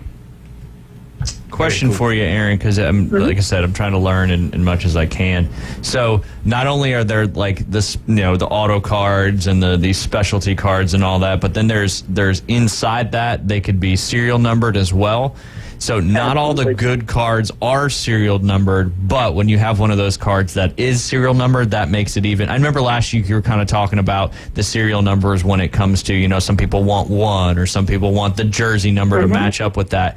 So how often do you see the serial numbers as in those hobby boxes? All the time. You have products where every card in the box is serial numbered. Man. So you have really expensive products where every card in there is numbered to 99 or lower, or 50 or lower, or say even 20 or lower. So you can sort of do the math and look at the checklist and say, wait, they only made 20 of every card, and there are 10 cards in the box and this many cards on the checklist. Therefore, they could only have made 300 boxes of this product worldwide.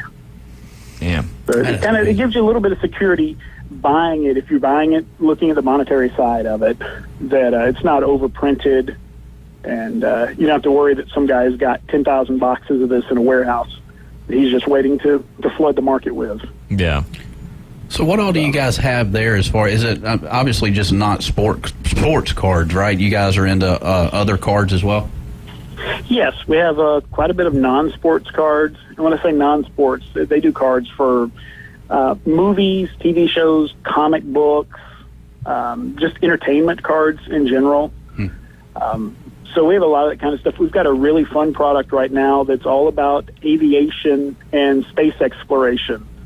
So you get cards that'll tell you about, the Wright brothers or Charles Lindbergh or famous, aircraft from World War II, all the way up through the space shuttles and landing on the moon, those sorts of things. And then with those, the cards you're looking for, instead of, say, a piece of an athlete's jersey, they'll have cards with, pieces of things related to a space shuttle program or a space suit or something like that. Wow. So there's some pretty neat, pretty high dollar cards in that as well. And some some autographs from people who were, some of the astronauts or people who played a character in a movie or TV show, something to do with space. I mean, there's pieces of William Shatner's like space suit and stuff when he did that little flight into space. So obviously owning a hobby shop like card shop like this, what kind of got you involved in that? I'm curious. Well, I've been in it since I was about 7. My dad started doing card shows at that point. He was a Boy Scout master, and a lot of the Boy Scouts were getting into card collecting. It was starting to pick up in the late 80s and boom. Oh. And, we kind of got into it through that, and he started setting up and doing these shows, and I just, we've been in and out of it ever since. Wow. Basically. It comes and goes. The hobby, it goes in cycles. Right now, it's coming off of a really huge boom, but it's still in a pretty good place. A lot of exciting things happening in the hobby. A lot of big changes coming up. What's the most unique sports card that you've ever had your fingers on before? Unique. Unique is an interesting word in cards because when we think of unique, we think of something that's the only one of. And there are so many cards now they make that are literally, as I said with the Joe Montana, the only one in the world. Yeah. So we have lots of cards in the shop that are the only one of that card. It's just they make so many like that that if, that's something you want to collect. It's easy to have a collection that no one else in the world has because you have some cards that they cannot possibly have. As far as just sort of legendary, storied sorts of cards, I've held like the 52 Topps Mickey Mantles, which is the highest selling card of all time, was one of those, sold for over $12 million. How many of those? 12 million? Yes, for the best, highest quality one known to exist. How many do you think are in this world right now that are in great condition?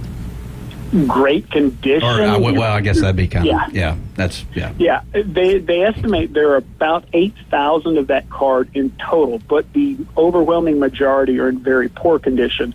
Probably 50 or so, maybe 100 that are in really good condition. So the curve on the price kind of really jumps up when you start talking about ones that, basically look like they just came out of a pack. Yeah. There's a huge difference in that card when you, say, $12 million for the best one that's ever been seen. The absolute worst one you can find out there is probably still going to get you $25,000 or $30,000. Phew.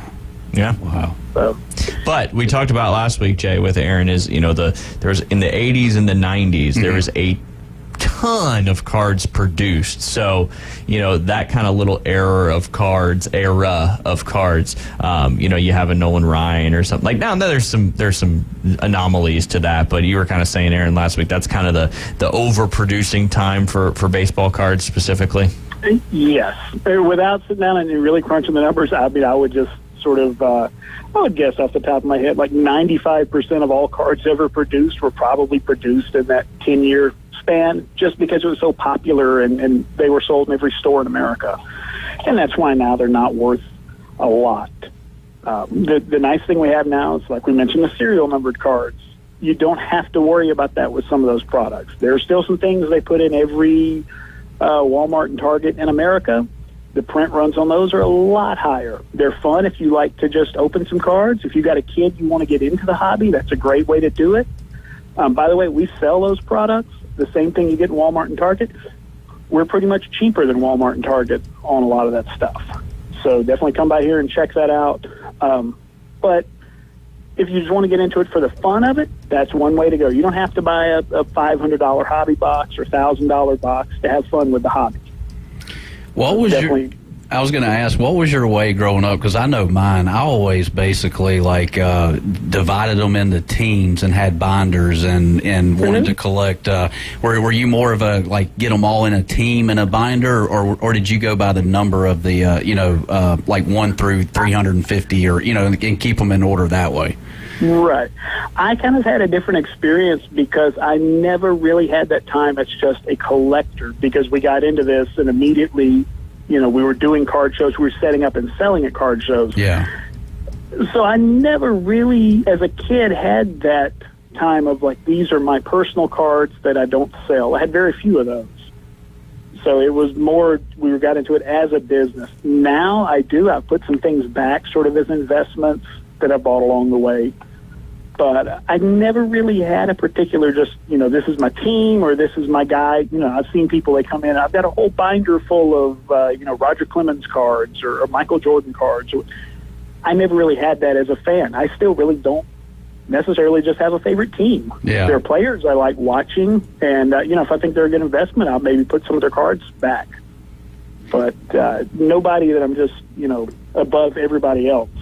I guess talking to you just brings back so many memories. I just remember seeing my friend's baseball card collection, and you always wanted theirs. Like, yours never looked that great. You always wanted theirs. It's the familiarity. It's funny, when I opened that hobby box the other day, and I've been doing it a little bit with Liam. He's really getting into sports cards now. But, obviously you're looking for the unique ones, the hollows and the prisms and all that stuff. So I get those, I separate those out. And then all the base cards, like I put all the rookie base cards together, and then I organized them by quarterback, wide receiver, running back, any lineman, offensive or defense, and then all the defensive positions. And whereas Liam, he just puts them all in a tub if they're not anything exciting. So that's my OCD in there. Aaron, one more question before we let you go. September 9th, right? JSA is coming into town? Absolutely, yes. We're going to have JSA's, James Spence Authentications, here in the shop on that Saturday. They are an autograph authenticator. They're the largest, most trusted autograph authenticator worldwide. That's all they do. They look at autographs. They can tell you if they're real or not. You come in, you pay a fee. They assess the item. If it passes, they will give you a certificate of authenticity right there on the spot. It's the most trusted protection you can have for your autographed items, whether you're reselling them or insurance purposes. Just peace of mind. JSA is the way to go. So selfishly, I see you said pay a fee. Is it per item that you have to pay? Because my question was going to be, is there a limit to how many items you can bring in? There's no limit on what you can bring in. The way they charge, it's per autograph. Okay, cool. And they have a little sliding scale. You can go to their website. It's SpenceLOA.com. We're going to have some information up on our socials and our website and all that here probably by Monday, with all that on it. And go to SpenceLOA.com, and you can look up whoever, if you've got a basketball signed by Michael Jordan or whatever you might have, and it'll tell you what the fee is for them to authenticate that item. Cool. That is so cool. Awesome. Aaron, we appreciate your time as always, and look forward to talking to you again next Friday. And, I know once you said you get through the busy summertime, we'll have you right here in studio, so we're looking forward to that as well. Absolutely, man. It's a blast. Love talking to you guys. Yes, sir. One more time before we have to go. Where are you located? 752 West 23rd Street. That's a Stanford station in with Academy Sports. We're right next to Sweet Frog Yogurt. You say Sweet Frog, everybody in town knows where that is. That's 100%. Aaron, thanks for joining us. That's Aaron with Instant Replay Sports and Cards. You're listening to The Inside Drive. We'll be right back.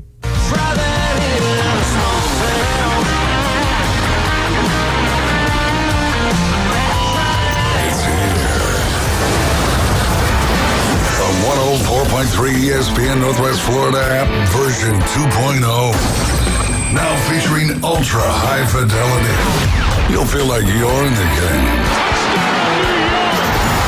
Plus more opportunities to win weekly prizes from local businesses when you click it to win it. Download the 104.3 ESPN Northwest Florida app today at Google Play or the Apple Store. Hey folks, Chris Kramer with Bill Kramer GM. And the best place to listen to the Inside Drive with Ryan Mulvey is inside a brand new vehicle from Bill Kramer GM. And I want you to know we've got 10 times the amount of inventory on the ground as we did this time last year, and darn near all of them are discounted. So shop us online at BillKramerGM.com or visit us the corner of Frankfurt and 23rd. We'll make it easy and take great care of you. Ellis Agency Insurance has been serving Panama City and Bay County for years. They offer a full line of affordable insurance coverage of all types. Many people are attracted to Ellis Agency Insurance because of their friendly, knowledgeable staff. Call independent agent Johnny Ellis for a true comparison of your personal or business insurance. Ellis Agency Insurance at the Old Cullen Insurance location, 1134 Harrison Avenue, across from Dandy Donuts and Deli. Call 763-1627. Chuck was terrible at fishing. He spent many frustrating hours attempting to get results he saw from internet videos, aggravating trial and error fishing trips, and misguided advice from well-intended friends. Chuck is happy now with his newfound success after he visited Bay Breeze Bait and Tackle, where we keep fishing fun, simple, and successful. See us soon at Bay Breeze Bait and Tackle, located directly off Highway 98 on the west end of Panama City Beach. The only place to get sports betting coverage on the radio. Is this legal? Broadcasting from the Bill Kramer Chevrolet Buick GMC and Kramer Marine Outdoor Studios. It's the Inside Drive with Ryan Mulvey on ESPN Northwest Florida.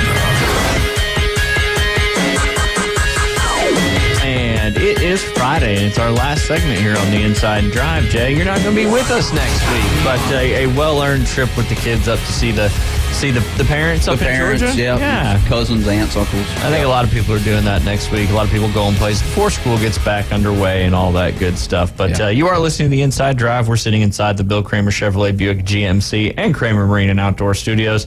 You can listen live and local here on 104.3 in Panama City, 101.9 along Port St. Joe. Don't forget, we are your home for the Atlanta Braves here in Northwest Florida. That is sponsored locally by Best Way Portable Products, Dave & Buster's, PCB Hobby, and Gulf Coast Aquarium.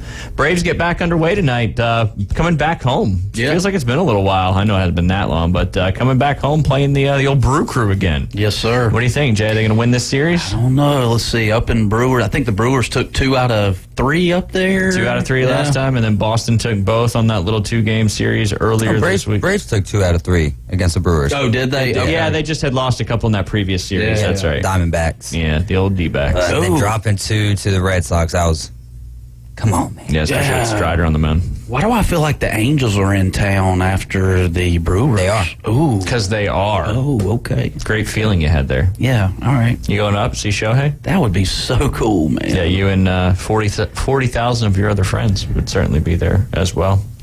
Yeah, first pitch tonight, 6:20. That coverage will be right here on ESPN Northwest Florida. Following the... Oh, go ahead, David. Shohei is pitching Wednesday. It's going to be Shohei going up against, as of now, Yanni Chirinos, who's pitching tonight, making his debut for the Atlanta Braves. Ooh. There you go. Yeah, Wednesday, August 2nd. That's your favorite. That's the old businessman special. Yes, sir. So look, all you got to do is make the trek up a little bit with the kiddos. There you go. You could do that. You can watch Shohei. Yeah. I'm sure those tickets will be cheap. Probably not. No. Yeah. Well, now they're a publicly traded team. The only one. Yeah. So, my thought. Do you have any ownership in the Atlanta Braves? Well, I don't. And yet, I know, stocks like Southern Company, your utility companies, those are very conservative stocks that, they're not going to move up and down and stuff. But airlines typically are the ones that kind of are a risky kind of stock. What do you guys think about the Braves being a stock? Is that risky, or is that a conservative stock? I can't really speak to what moves the needle on their stock price. This is the first time. I mean, time ever. Yeah. But, well, right now they're currently trading for $45.12 per share. That's not bad. A little baseball team, boy. Where'd that go? That's right.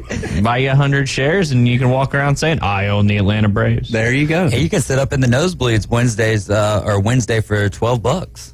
Ooh. Those are available? I mean, yeah, I'm just looking at a couple of different places. You can, let's see what they're looking like if you get down. I mean, 43 to sit third base side, that's not bad. That's before the That's the problem, because it's also an 11-20 game, and sitting on that third base side, you're going to be absolutely... Sit on the first base side. Let me check that for you. I bet it's at least double, maybe triple. I do miss the Skyline tickets at Turner Field. They were $1 back years ago, but you could have they call them Skyline ticket, and you could see all of Atlanta up there. You can even see Six Flags. Well, if you stay in the Omni right there that overlooks the stadium, you could see everything. Yeah, you could. Daddy Warbucks, there you go. Yeah, Daddy Warbucks. Yeah, it only cost you $1,200 a night. You can sit in 111 though for $30. That's on the first base side, and I think that's shaded. That's not bad. Nice. You're just not going to catch a foul ball because you got the little roof action. Yeah. It's just a little, yeah. Just get out there. When we got there, Liam was like, he was so excited, and then when we sat down, we were right underneath it, and he was like, oh, man. Yeah, but that's the beautiful thing about that park, though, is you can just kind of walk, especially as a little kid. Oh, yeah. They could be in that section, get all the way down there to the front, man. Just work here, especially with Liam, right? Because he's so small, you can sneak through, and then boom, here I am. Yeah.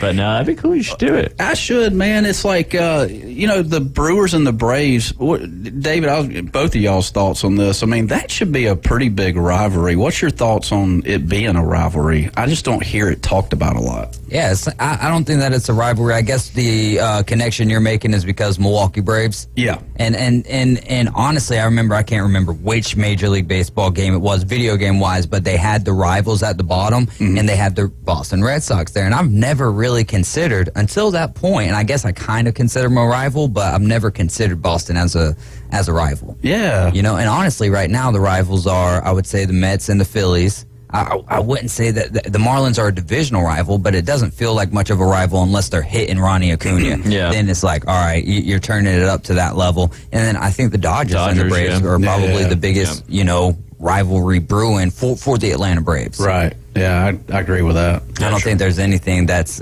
close to the Red Sox and the Yankees rivalry in baseball, though. So, no, I've never thought of the Brewers as a rival. Why do you think that is? I don't know. I don't know. I mean, I guess the Braves were in Milwaukee, back in the 60s or maybe like that. I don't know if it's just, but Milwaukee's never really produced, as a brewer. I can't tell you the last time the Brewers have even maybe sniffed a division series. I could be wrong on this. Well, we played them. I want to say the year that we won the World Series, we played them in the playoffs. Okay. So I'm wrong. Apologize to the Milwaukee faithful. Yeah. But I don't know about the last time that they've won a World Series or if they have. Yeah. So a couple, the homestand against Milwaukee and then the Angels. And then they got a 3 road series against the Cubs, a 4-game road series against the Pittsburgh Pirates, and then one more big road series against the New York Mets. So they'll have a 3-game series and 2 4-game series on the road after they play the Angels at home next week. That game's Wednesday, August 2nd. I mean, you're going to be in Georgia anyway. We'll be there. You might as well. You're used to being outside getting roasted regardless with kids. Yeah. I mean, if you don't go at this point, it's pretty much a disappointment. I agree. And then they come back home with a big series against the Yankees, the Giants, and the Mets. So at home for that kind of middle chunk of August for sure. But still leading the division, still doing well. I want to jump into a couple of those training camp injuries yesterday because I know we didn't get to talk about them because they kind of came out shortly after we finished up the inside drive. Obviously, the big two, you had Joe Burrow going down with a calf,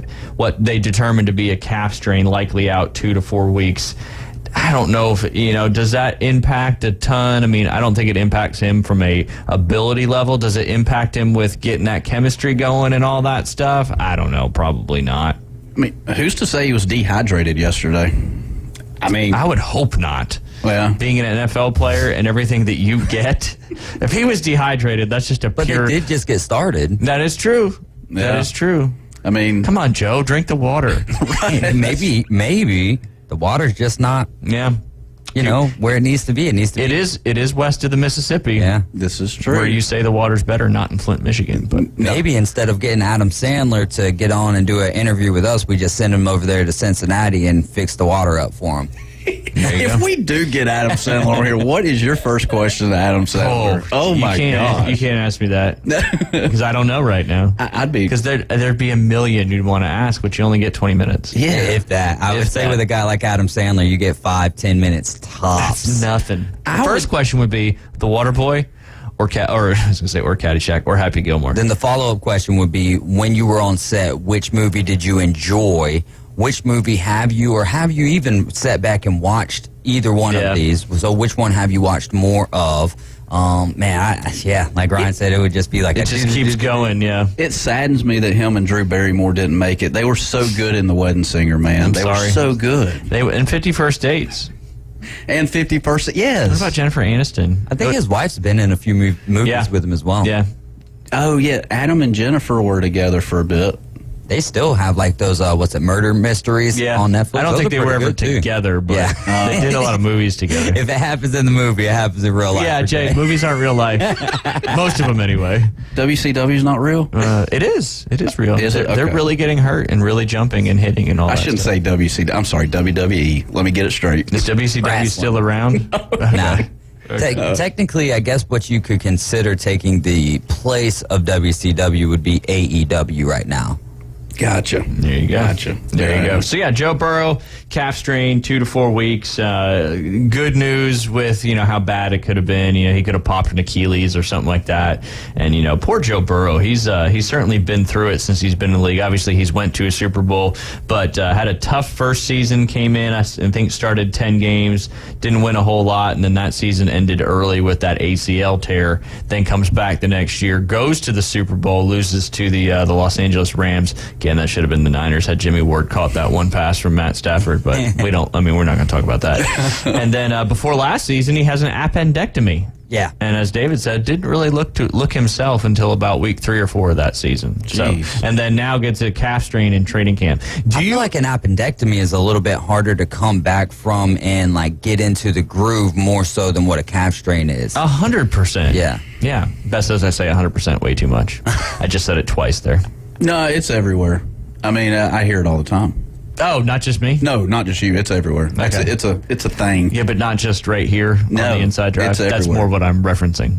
As I say 100%. Why don't you say 99%? Because that's not 100%. It's 99. But nothing's 100%. 1,001%. I'm just gonna start saying 50% on everything. There you go. But I mean, that's what it is. Yeah. When we're talking about what could happen, it's always 50%. And if people would come with that take more often, they probably wouldn't get as up in arms. But then again, people on the internet have to have people up in arms. Of course. If you do a coin toss 10 times in a row and it was heads 9 straight times, what's the chance of it being heads on that 10th toss? 50-50. There you go.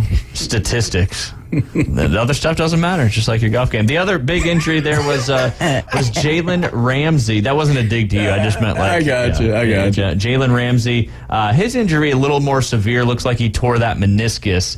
So he's going to have to go in there and have that cleaned up. Likely out probably 6 to 8 weeks. Could be a little bit less. But definitely a blow to the Dolphins earlier in that season. Jalen Ramsey went over to the Dolphins in the offseason to help kind of bolster that secondary for the Dolphins. But we got about 20 seconds to go. 10 seconds, man. That's not enough time to talk about anything. 5. Vibes are on tonight. Not Dave and Buster's. The Afternoon Underdogs, 4 to 6 p.m. tonight. We will see you next week without Jay Henley. It's